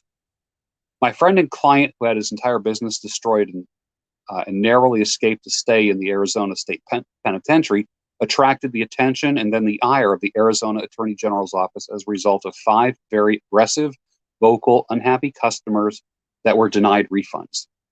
$25,000 total. So saving that $25,000 toppled a $25 million business and did so much damage to him personally that he never recovered. He never recovered. He lives in poverty and will likely end his life in poverty with ill health and alone. I could continue. I could fill up 50 pages of similar situations that I have witnessed firsthand or have very close personal knowledge of. Still, people ignore my advice on this. They fight. They insist they're different. They insist that they're right. But being right has nothing to do with this. I'm not talking about right or wrong. I'm talking about survival. In general, you want to do everything you can to avoid lawyers, regulatory agencies, and the courtroom. Nobody wins when you go to court. At best, you may be less damaged than the other party, but nobody wins. And this is Glenn Turner's quote: "If you want justice, go to a whorehouse. If you want to get screwed, go to a courthouse." Let me say that again. If you want justice, go to a whorehouse. If you want to get screwed, go to the courthouse. Wow, dudes. Finally, avoid dangerous people and dangerous associations. My time with James Tollison only put me into bankruptcy, helped destroy my first marriage, and put me through years of extreme emotional trauma. It could have been worse. I could have gone to the lunch that led to jail. Ever since, I've been very, very quick to judge someone of self-destructive, irrational, delusional, toxic, or actually criminal behavior and get away from them and stay away from them. I err on the side of caution. I am often surprised at the risks that some entrepreneurs are willing to indulge in when it's not necessary. It's one thing to risk association with dangerous people or engage in high-risk activity when you have nothing to lose. But once you have some road under your tires and mileage on your odometer, you have a reputation, you have success, you have wealth, then it is excusably stupid, stubborn, or arrogant. That's the end of the chapter. If you want justice, go to a whorehouse. If you want to get screwed, go to the courthouse. Let's talk about this. That's by Dan Kennedy in his book called My Unfinished Business. Dan Kennedy, this is one of my original mentors from the late 80s, early 90s. And this is his kind of autobiographical book. If you're not into reading biographies, read them. Start getting into biographies. If you're really not into reading, force yourself to get into reading bios. Force yourself. You will learn more from someone else's life than you will from a book trying to teach you how to do stuff. John Hoover from Austin, Texas says the current judicial system is meant to crush the middle-class individual. The cost of defending yourself will leave you feeling like the mayor of Hiroshima the day after, even if you prevail. True. Nobody wins when you go to court.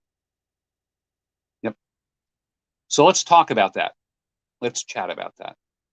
If you have questions or comments about that, that's what I'm accepting right now in the chat, is questions about that.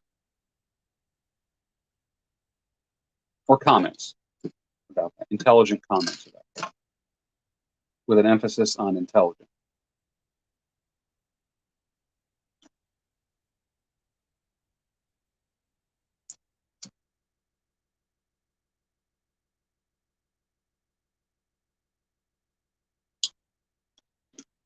First of all, I can't imagine smoking a pipe in Florida right now with the humidity and the heat.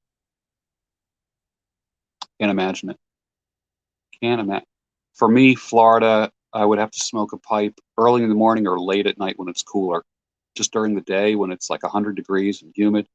Let's see if it's still hot. It's hot.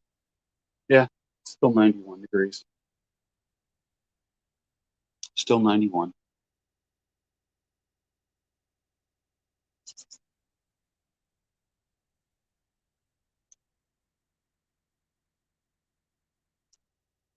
Lord Hogarth, yes.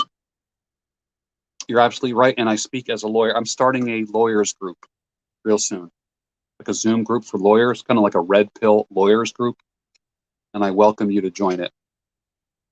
Let me just read that one little piece of information. Avoid dangerous people or associations.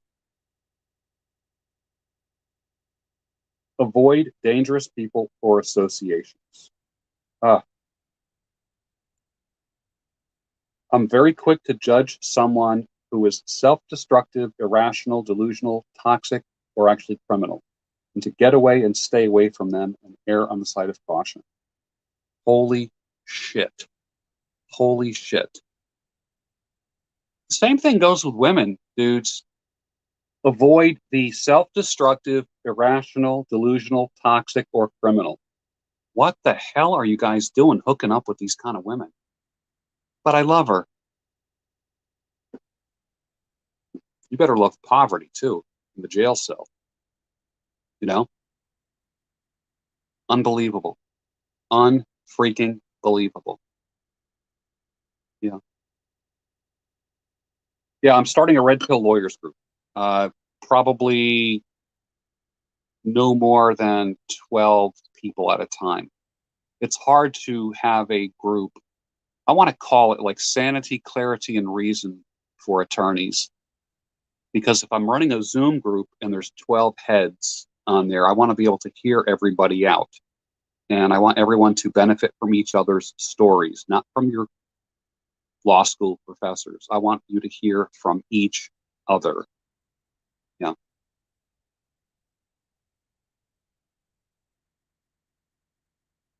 Yep. So that's probably one of the groups I'm going to start because it's amazing in my coaching.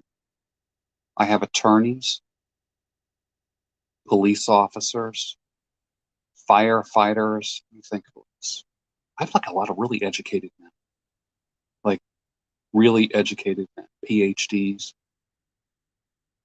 Well, obviously they're the people that seek out coaching and can afford like a higher level of coaching with accountability and deadlines and such. So, but you'd be amazed at the amount of what I call professional, higher level professional people and civil servants, higher level civil servants that I have. You can't even begin to imagine it. Yeah, yeah, older guys can spot crazy from across the room. Yeah.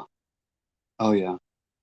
I heard Donovan Sharp was talking with Coach EO the other night. Both are friends of mine, and they said most women have never been broken up with. Did you hear me, guys? Most women have never been broken up with. So when you tell a woman you don't want to see her anymore, or you break up with her, holy crap, it's going to make her head spin. That's why you cross your T's and dot your I's. Yeah.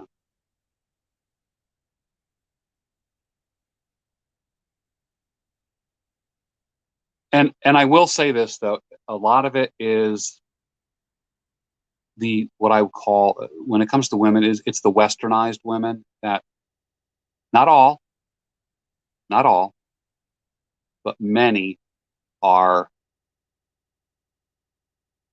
have that issue. Lord Hogarth, yes, John Hoover from Austin, Texas.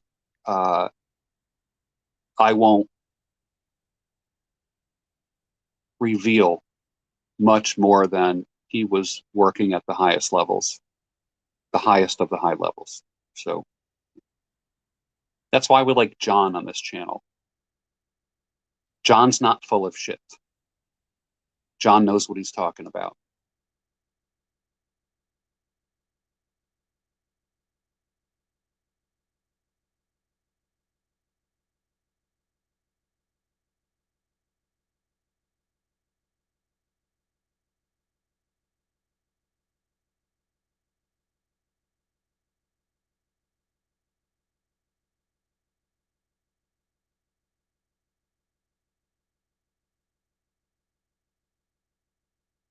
Need a woman who's a good business partner. Keep her loyal. Yeah. Yeah. Not all, but most. Jesse Lee. Yep. That's right. Yeah. Alexander Martinez. Yeah, man. When John Hoover from Austin, Texas speaks, you should listen. You should listen. No doubt. Drink some water here. Feel myself getting dehydrated already. Holy crap.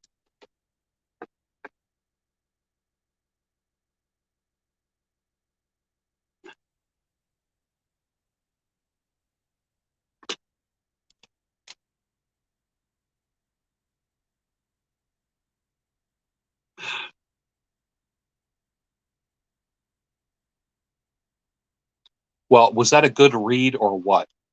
Is that like an eye opener? Seriously, is that an eye opener or what? Yeah, just great stuff. Great stuff. Dan Kennedy is one of my favorites. Has the reading of the time machine ceased? Uh, I read probably I read it twice, and hopefully inspired you to buy the book and read it yourself. Read the rest of it yourself. H.G. Wells, 19th century, the father of science fiction. Incredible author, incredible author. Reading this guy here will improve your vocabulary. You better have a dictionary by your side when you're reading it. Great stuff. Same thing with Christopher Morley. Have a dictionary. Barry Lee says, as the HR manager for 30 years, I can tell you on day one if they will be a FU or get fired. They lose their guard very quick right after being hired. It was like a sixth sense to me. Yeah. So that's what this book is like. I couldn't put it down today. This book here is probably, I'm trying to think, because I read a lot of books. I'm always reading 5 to 7 books. Always got about 5 to 7 going. When I finish, I don't finish the 7 and then pick up another 7 books. When I finish one, I add another to the stack. So I'm always reading books. This is probably going to be the fastest book that I read in 2021. I'm flying through this. I'm loving it. I'm devouring this, devouring it. I have to discipline myself with this book to read only like a few chapters a day. Otherwise, and let it soak in. Otherwise, I'm just going to fly through it.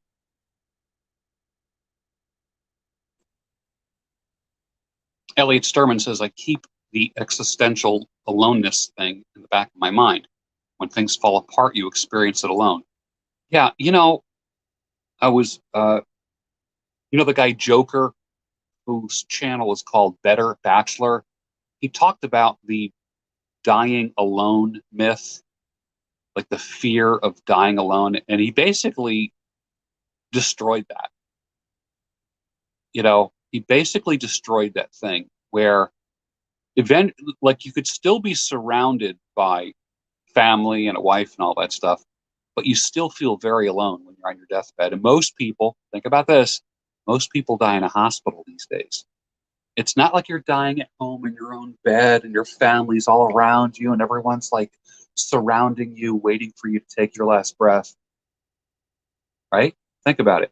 Most people who die in a hospital, surrounded by clinical people. Then all of a sudden, and then they come in, you close your eyes, you call your family. Tell me that's not a damn sobering picture right there. Right? Everybody dies alone. So, but you don't want to suffer alone. That's true. That is true. Yep. That's true. That's why it's good to have somebody in your life. That's why it's good.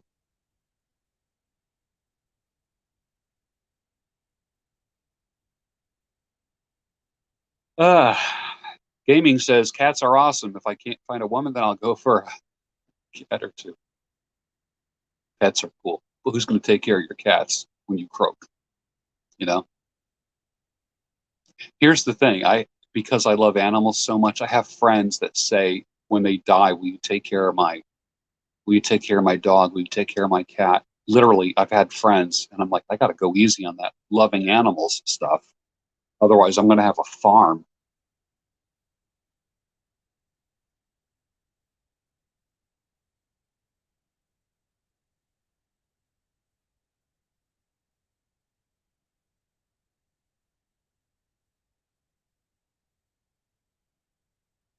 Any other comments on Dan Kennedy's book?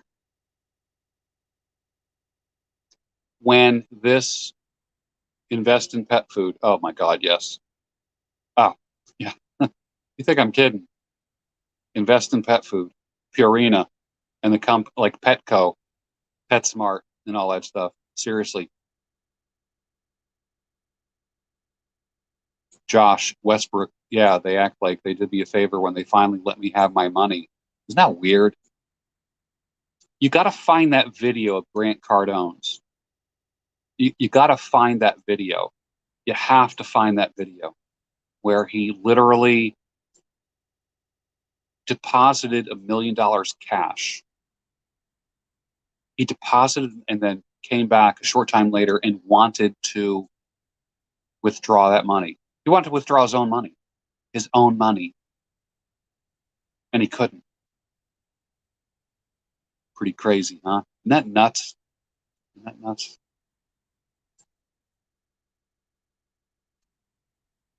Oscar Anderson said that can explain why women go back batshit crazy when I break with them, like it never happened to them before. True. Watch that video. Yep. Jared Trueheart, a great writer from Legends of Men. Thank you for joining the chat tonight. Dan Kennedy is next on my nonfiction list, and I always keep that list short because I'm very critical of what I read. Yeah, Jared, you're gonna love it. You are gonna love it. Yep, absolutely.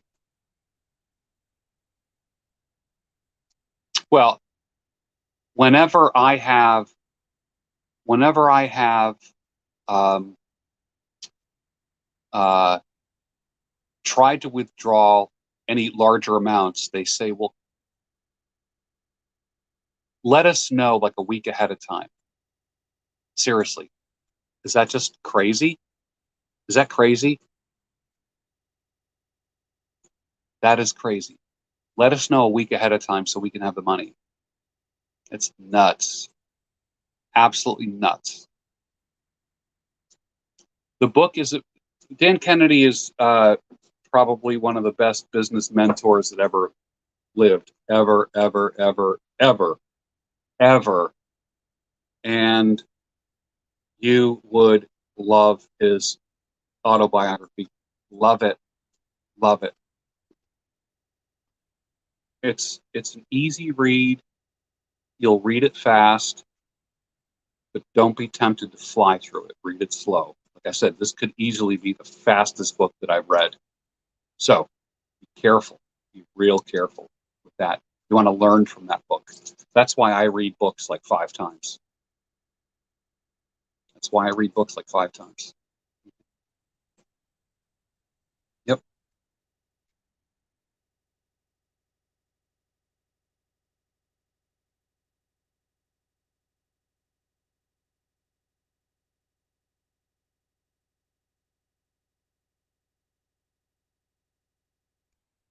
Ah, Keely, I bought myself first pipe the other day. Good for you, man.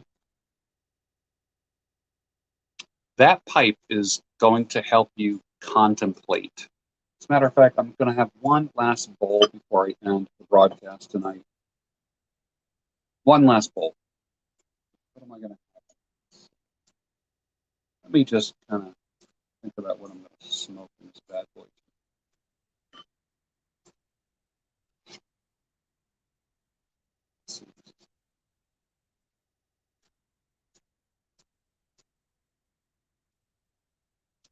Whatever is in this black pouch is what I'm putting in this pipe right now. And I totally forgot what tobacco I put in here some time ago. But I guess I'll find out once I light up. Carnivore crisps are so badass. Oh, God, so badass. Contemplating silence on the back deck. Yeah, man. Yeah.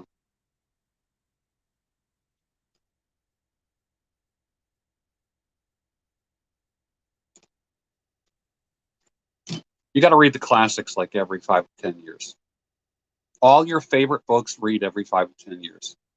For real. All right.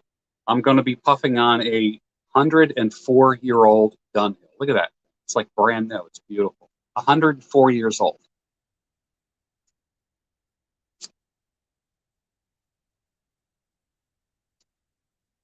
Imagine you smoked this at one time. That's what trips me out thinking about this.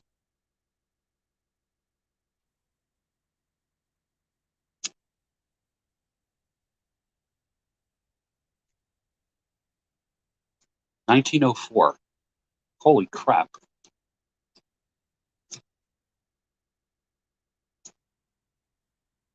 This pipe lived through World War I and World War II.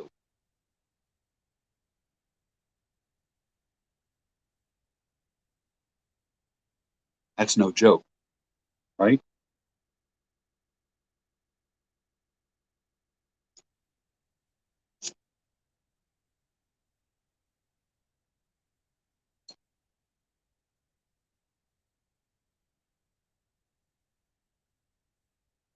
Jared, what are you talking about? Like Atlas Shrugged?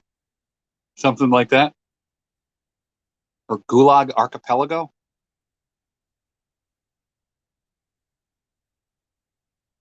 Oh no, I did the research on this pipe.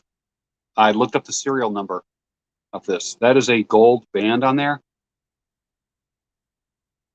You can actually look up the serial numbers and find out literally the year that your pipe, well, the Dunhills, was. You can find out the year that they were made.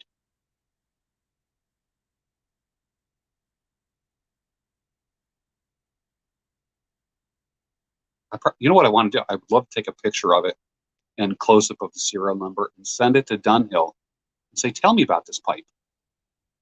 They at the Dunhill company probably don't even remember this, obviously.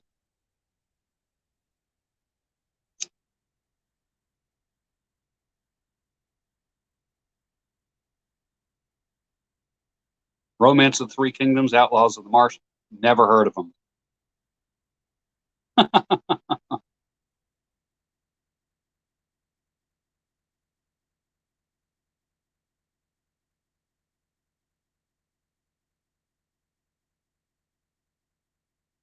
This was given to me by a woman that I know whose father died and had a pipe collection. And this was just going to end up being sold, in an estate sale somewhere. So she said, I thought you would like this. And she gave me like a dozen pipes. This is made in 1904. 1904. Prior to World War I.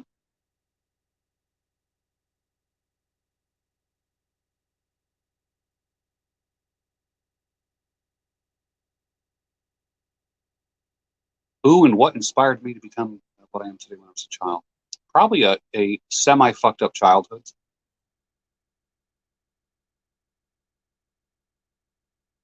I grew up with a hell-raising father. I did not grow up with like Fred McMurray, one of these guys. Reverend Ray Barnett. You guys know Ray Barnett? Pastor Ray? You know Pastor Ray? You guys? You know who he is? Ray and I connected 5 years ago. 5 years ago. When I first started this channel. Had some conversations. It was good. Has a great Instagram. Just follow. Just look up Pastor Ray on Instagram. Reverend Ray Barnett. You're up in, wait, are you in Amsterdam? Am I right? Am I right when I say that, Amsterdam, or am I thinking of someone else? Yep.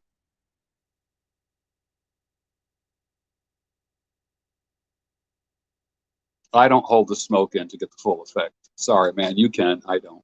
I puff.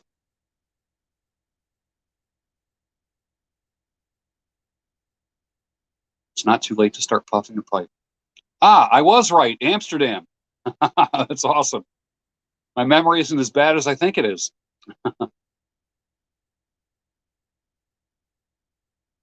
Ray, let me ask you this. Pastor Ray, how old are you? Tell me how old you are.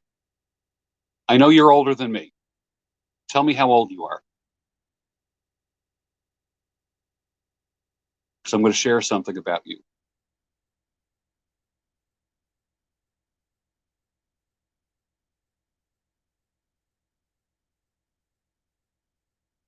Don Evans. You know Don Evans? The Don Evans I know is Billy Joel's guitarist, lives in Jersey.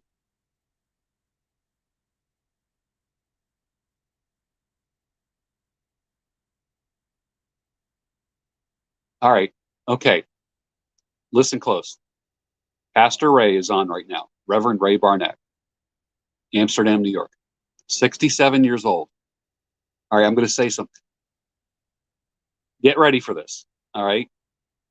You guys are not going to be ready for this. You're not going to be ready for this. Okay. Listen close. He's in the live chat right now. Reverend Ray Barnett, PhD, THD, 67 years old, is the strongest man I know. Strongest man I know. Not just for his age. He's the strongest man I know, physical strength wise. I don't know anyone stronger than Pastor Ray. Put that in your pipe and smoke it, guys. 67 years old. Pastor Ray, how much do you deadlift? How much do you deadlift? Tell us.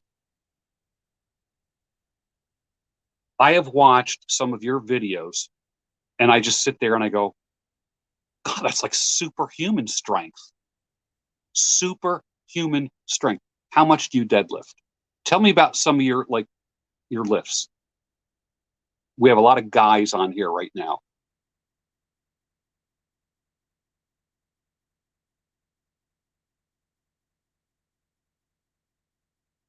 Pastor Ray is the strongest man I know. I'm serious.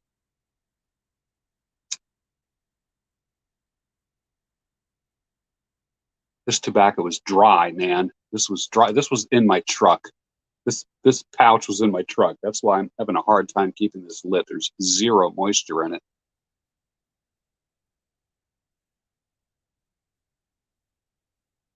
Pastor Ray, at 67 years old, is the strongest man I know. Personally, the strongest man I know.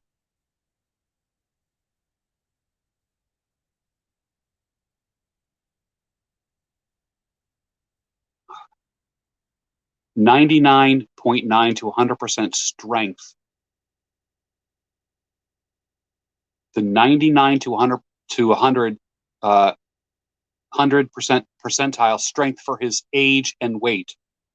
And I can tell you, you're stronger for guys half your age. That's what I know. When I watch you lift, I'm like, honestly, I don't know what else to say.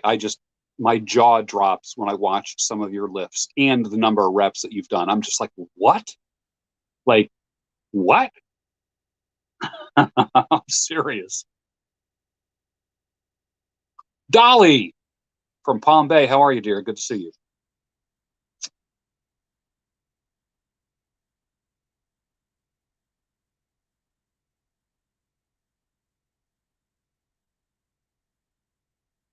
Dude is 67 years old.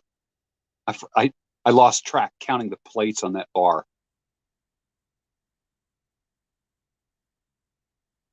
Dude's got his belt on, all wrapped up and stuff. Kidding me? Nice beard.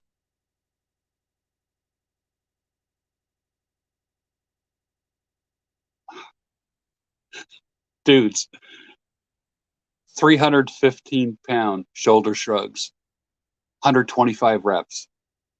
Come on. Come on. Who do you know that does that? Who do you know that does that? Seriously. I mean, that's, oh, I've seen it with my eyes. I've seen it.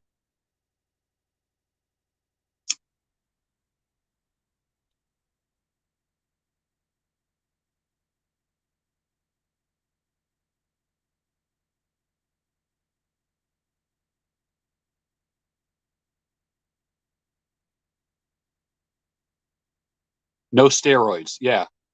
No steroids. This is all natural. Yeah. 67 years old. Come on, dudes. You got no excuses. No excuses.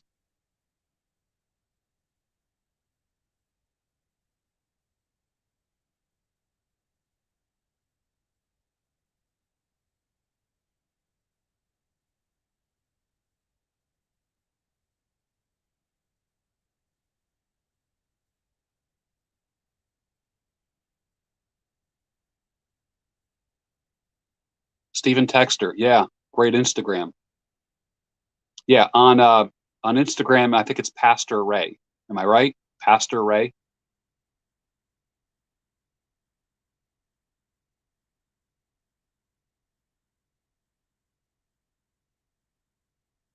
I got to put some haunted bookshop in this 1904 pipe. That other tobacco is too gnarly.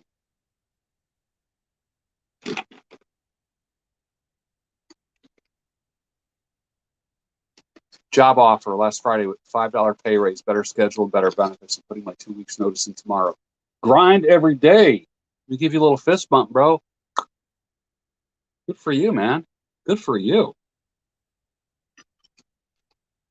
Working your way up the ladder, man. That's good.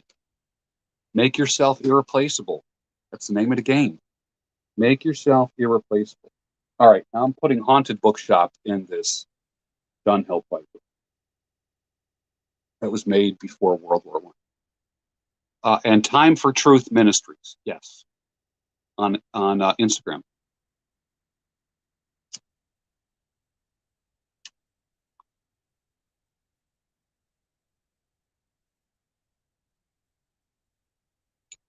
See, let me tell you about Pastor Ray Barnett.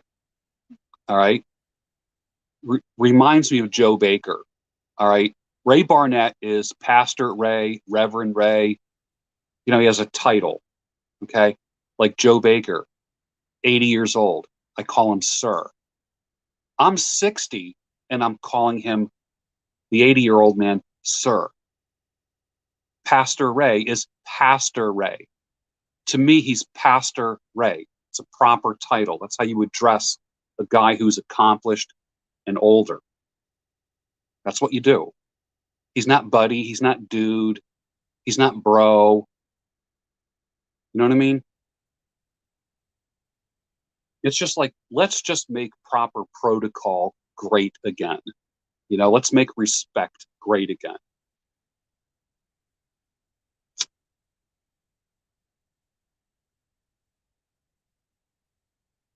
Oh, changing the tobacco in this thing is such a difference. Oh my gosh.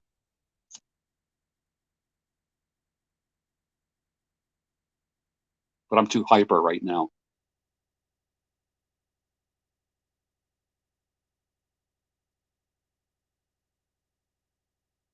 UK is in the house.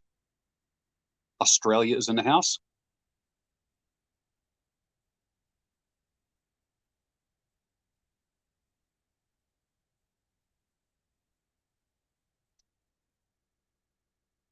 Make respect great again. Yeah, you know, Pastor Ray, did you know that when General Robert E. Lee surrendered to Grant, they didn't shake hands like buddies. They saluted each other. When he surrendered, they saluted. When in battle, when commanders surrender, they salute out of respect for the title, out of respect for the rank. It's a fact. It's a fact. Doesn't that blow you? You think like Ulysses S. Grant would have just like shot, you know, Robert E. Lee. Like you think that, right? They were doing jobs. They were doing jobs. Garrett Phipps, do I have any thoughts on Pope Francis restricting Latin Mass? Yeah, I do. I'm not into I'm not into Pope Francis at all. Not even a little bit.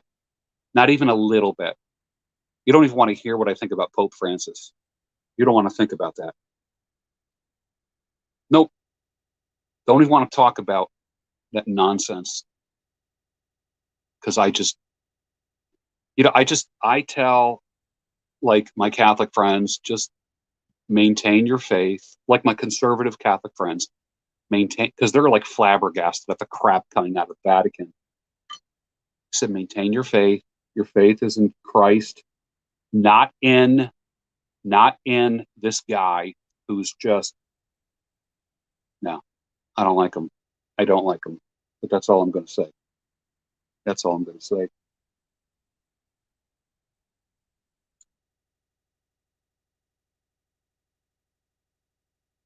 $28,100 Harry. Yeah, start a trade. Dude, you're going to do welding. You want to hear a trippy story? I know a girl who went to welding trade school.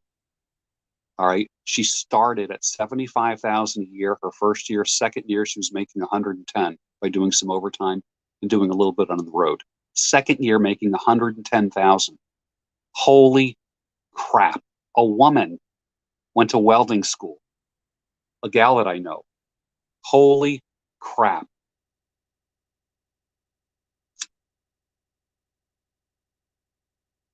All right, Pastor Ray, let me ask you this. Who was your favorite portrayal of Robert E. Lee? Was it Martin Sheen or Robert Duvall? And I'm thinking Gettysburg and Gods and Generals. Who was your favorite portrayal of Robert E. Lee? I am a Robert Duvall fan. Like, I think the Martin Sheen character kind of looked like him, kind of had that. But as far as acting, Duvall. Yeah.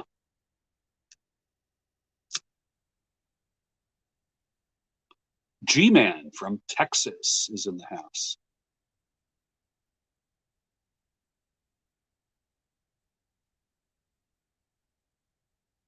The grind every day. Let me tell you about what a saint is.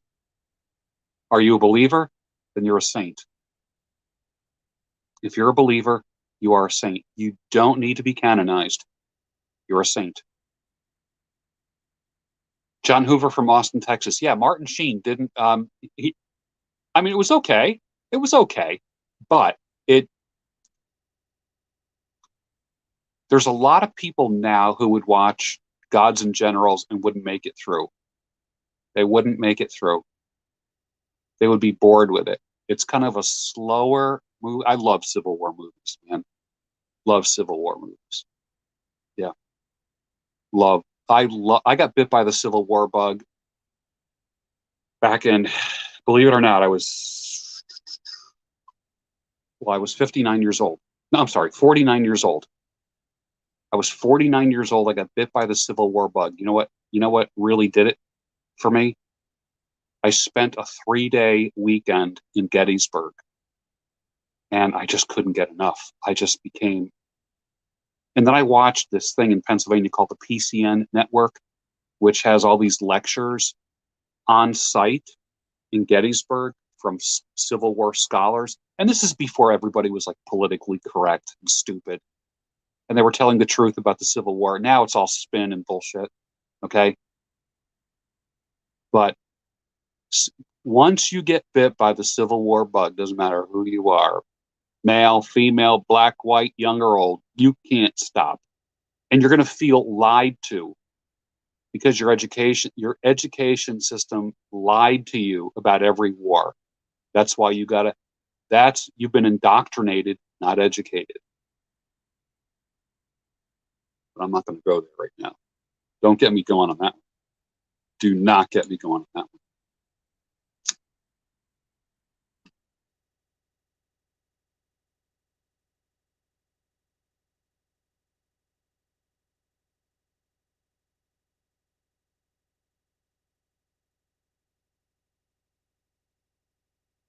Well, John Hoover from Austin, Texas.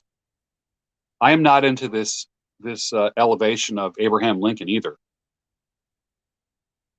I am not in, like, I don't think he was a great president. I think he was a very disturbed president. I think he was a guy that suffered from severe depression. Was he a great orator? I don't know. All his speeches were written for him. Let's get real. Okay. He was a lawyer.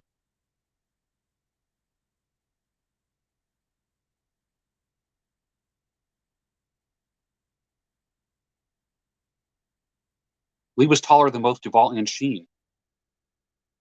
Yeah, I'm not a fan of Abraham Lincoln. Not a fan at all. And what he did to Robert E. Lee is disgusting. Absolutely disgusting. When I was in Gettysburg and I saw the statue, the memorial of Robert E. Lee on his horse, I literally got goosebumps. Literally got goosebumps.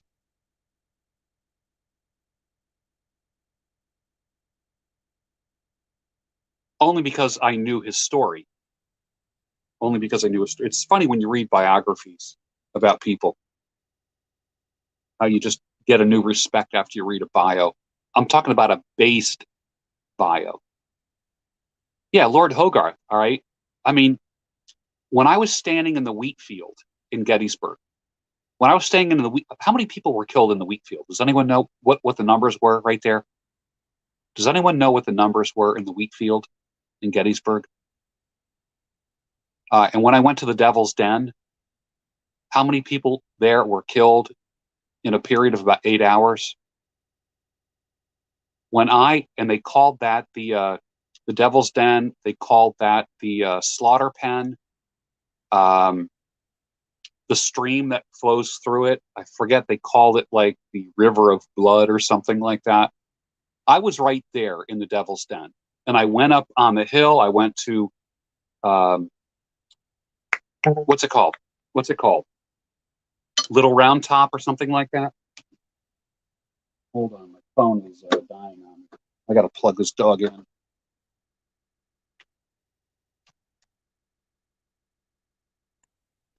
Hold on, everybody. My phone is starting to die. Oh crap! I got 5%. Okay, I just plugged it. Hopefully, it'll go up.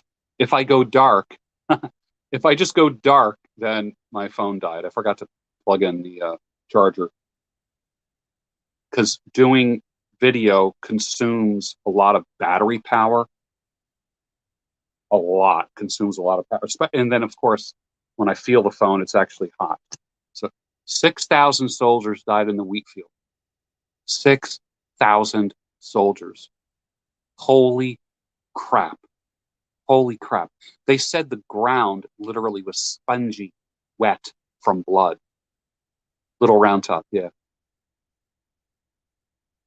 I got pictures of me at the wheat field, pictures of me at all the monuments, pictures of me in the Devil's Den. Crazy. Crazy.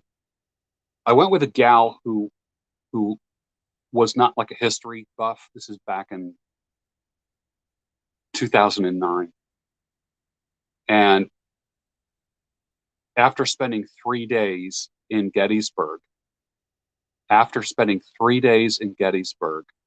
she became such a history fan. Couldn't get enough.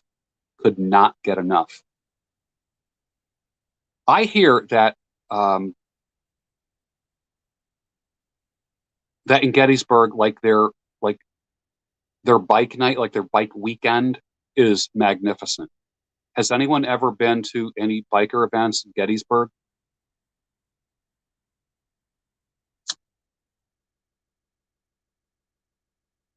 Listen, let me tell you, when you go to the museum and you read the letters that were found in the pockets of these young men that were killed, okay, none of them knew why they were fighting. None of them. None of them. I will go to Antietam one of these days. I love going to battlefields and going to like the historical centers at the battlefields. Love it. As a matter of fact, life is short, man. Life is so short. You know, it's like there's so many museums and so little time, so many battlefields and so little time. You know,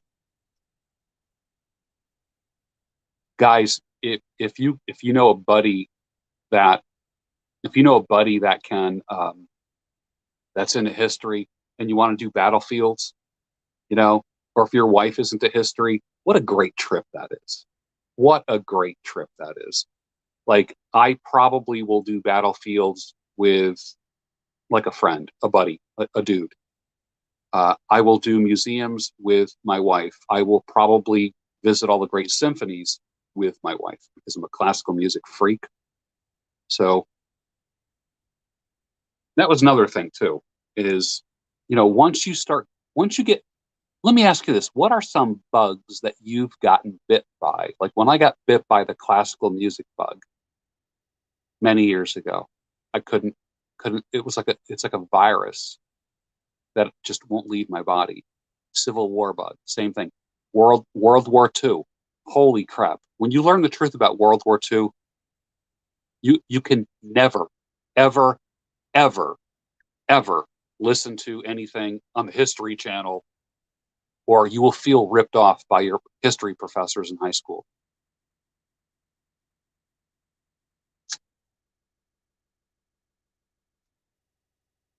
you will feel so cheated and be angry at what you've been indoctrinated with.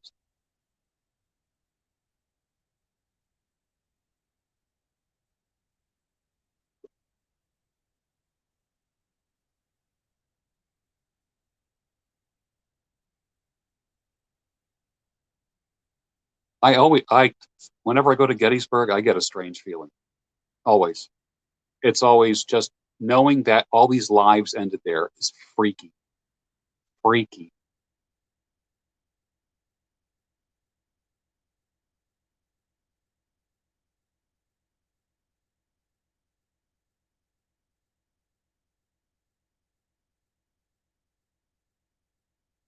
Smoke gets in my eyes. You guys like that song, Smoke Gets in Your Eyes? Dolly, I didn't know that you're a history fan. That's cool.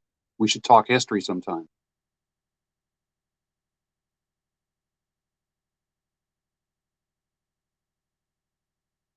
Russell Watcher says 99% of education is indoctrination. Fact. Fact. That's why I say go to trade school. If you're going to go to college, go for STEM. But if don't take any like waste of time majors.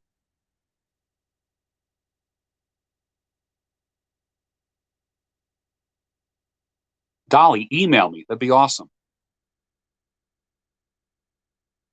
Is all indoctrination bad? No, no, it's not. I don't. If you're indoctrinated with what is right,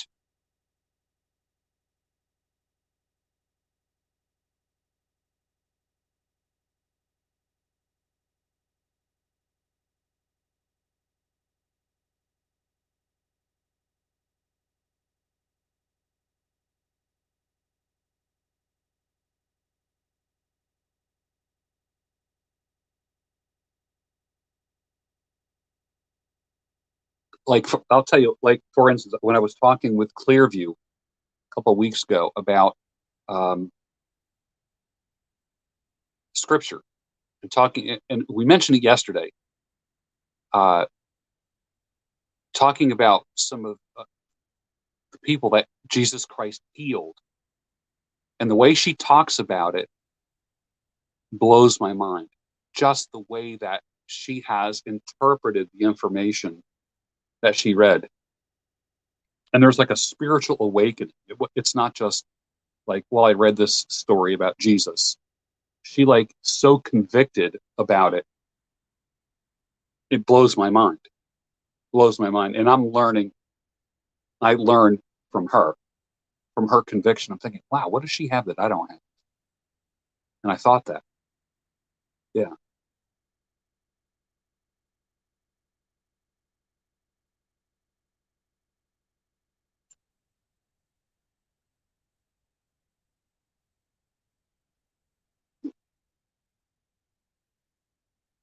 John Hoover from Austin, Texas, diving among the wrecks gave me a creepy feeling. I can imagine, man.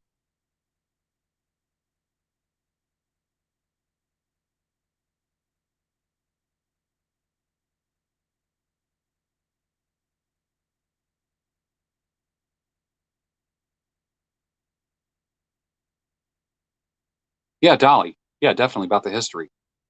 Yeah, that's cool.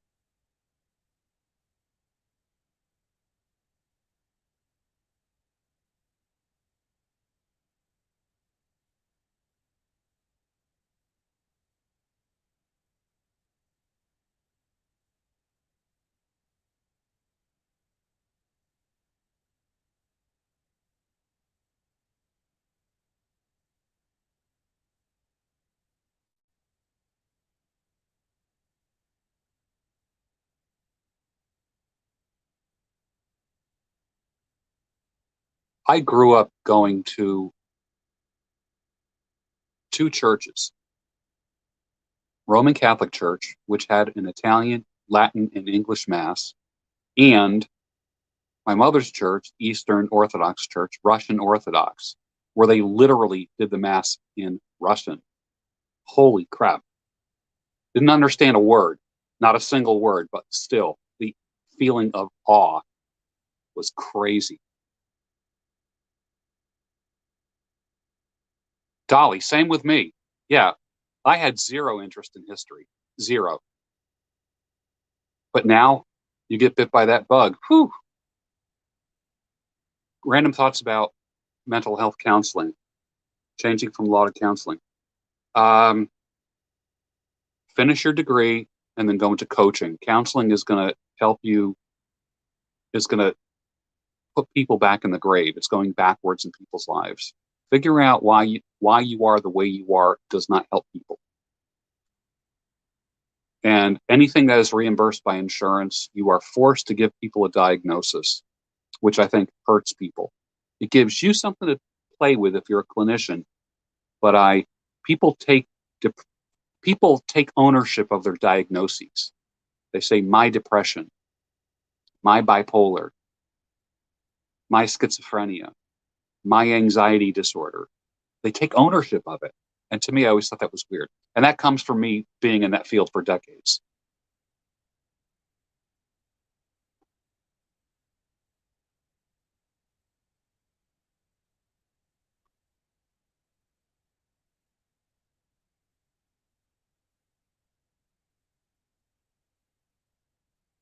Alexander Martinez, it's hard for me to say my top three books, honestly, because it's like asking me which of my three kids is my favorite.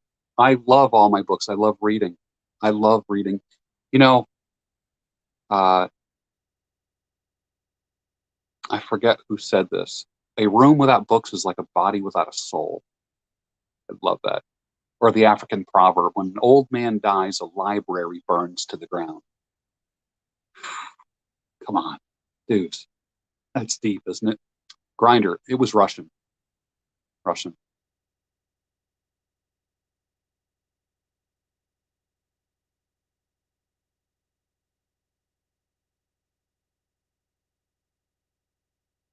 Watcher, is bipolar real?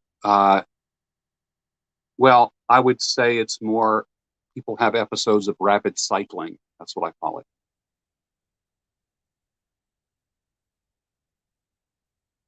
it. Big business and counseling lawyers. Yeah. What makes me have faith in Christ? I believe it's what he did, not what I did. Honestly, it's what Christ did for me on my own. I would never choose Christ. It's not like a common sense thing. It's not like, well, I looked at this, and this, and now I believe. There has to be an element where you jump from intellect to the spiritual. Yeah. And then that is proven by your works. Faith without works is dead. So we need both.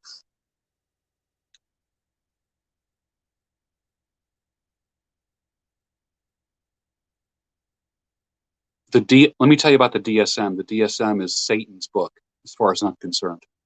Just my opinion. I think it traps people. It is a book of the devil, and I'll tell you why. It traps people.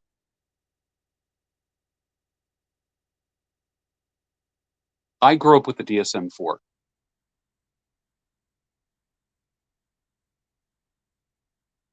Elliot Chip Sturman says, the last election changed me. Now I'm focused on my own best life rather than changing the world. Yeah, man. The only thing you can change is yourself. Seriously.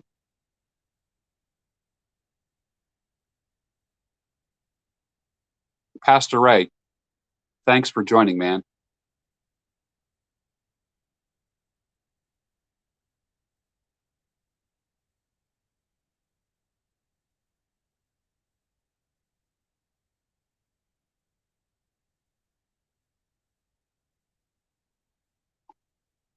My DSM-4 pages were falling out because insurance companies wanted the diagnosis, and I had to keep justifying a diagnosis.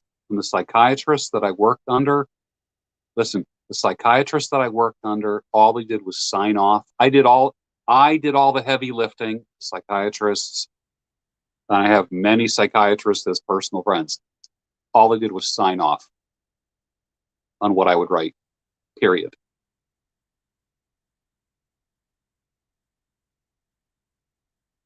All right, my phone is staying at 5%. It's not gaining power. Interested in my opinion on ADHD? No such thing.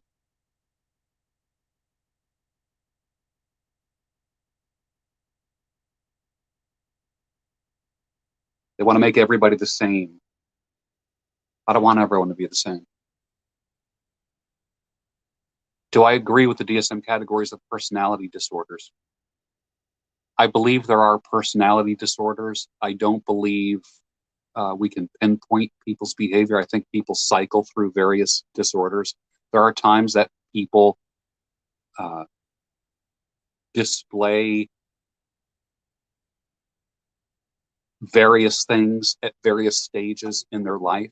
Very few disorders stay consistent through to old age.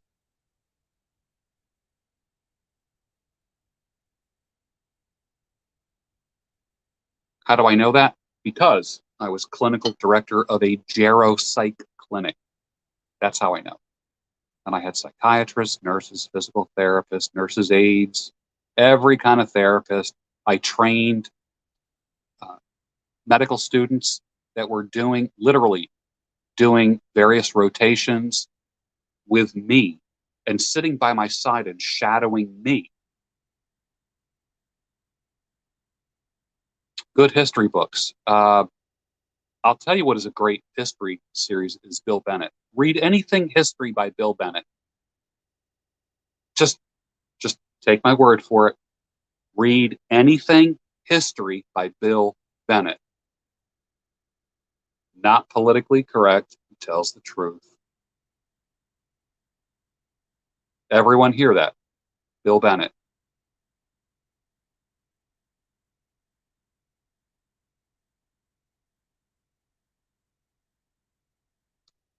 Watcher, I believe in mental wellness, not mental illness. Some people are more well than others.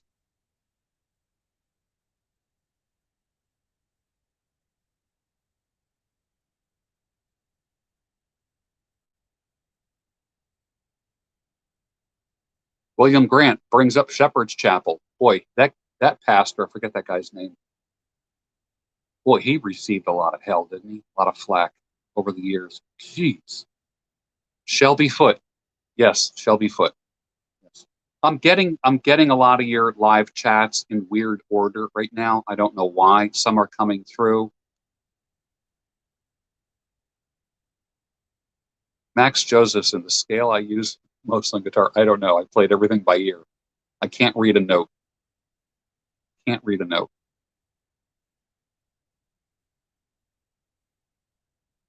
And then when I went deaf in my right ear and lost most of my hearing in this ear, that literally, I couldn't tune a guitar.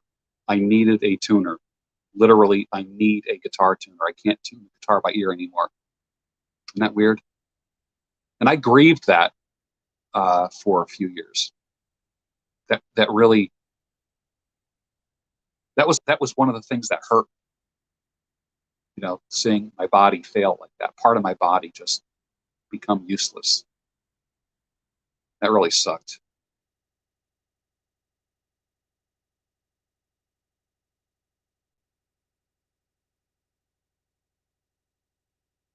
All right, you guys are great. I got to go. I got to get up early tomorrow. You guys are awesome. Great talk tonight.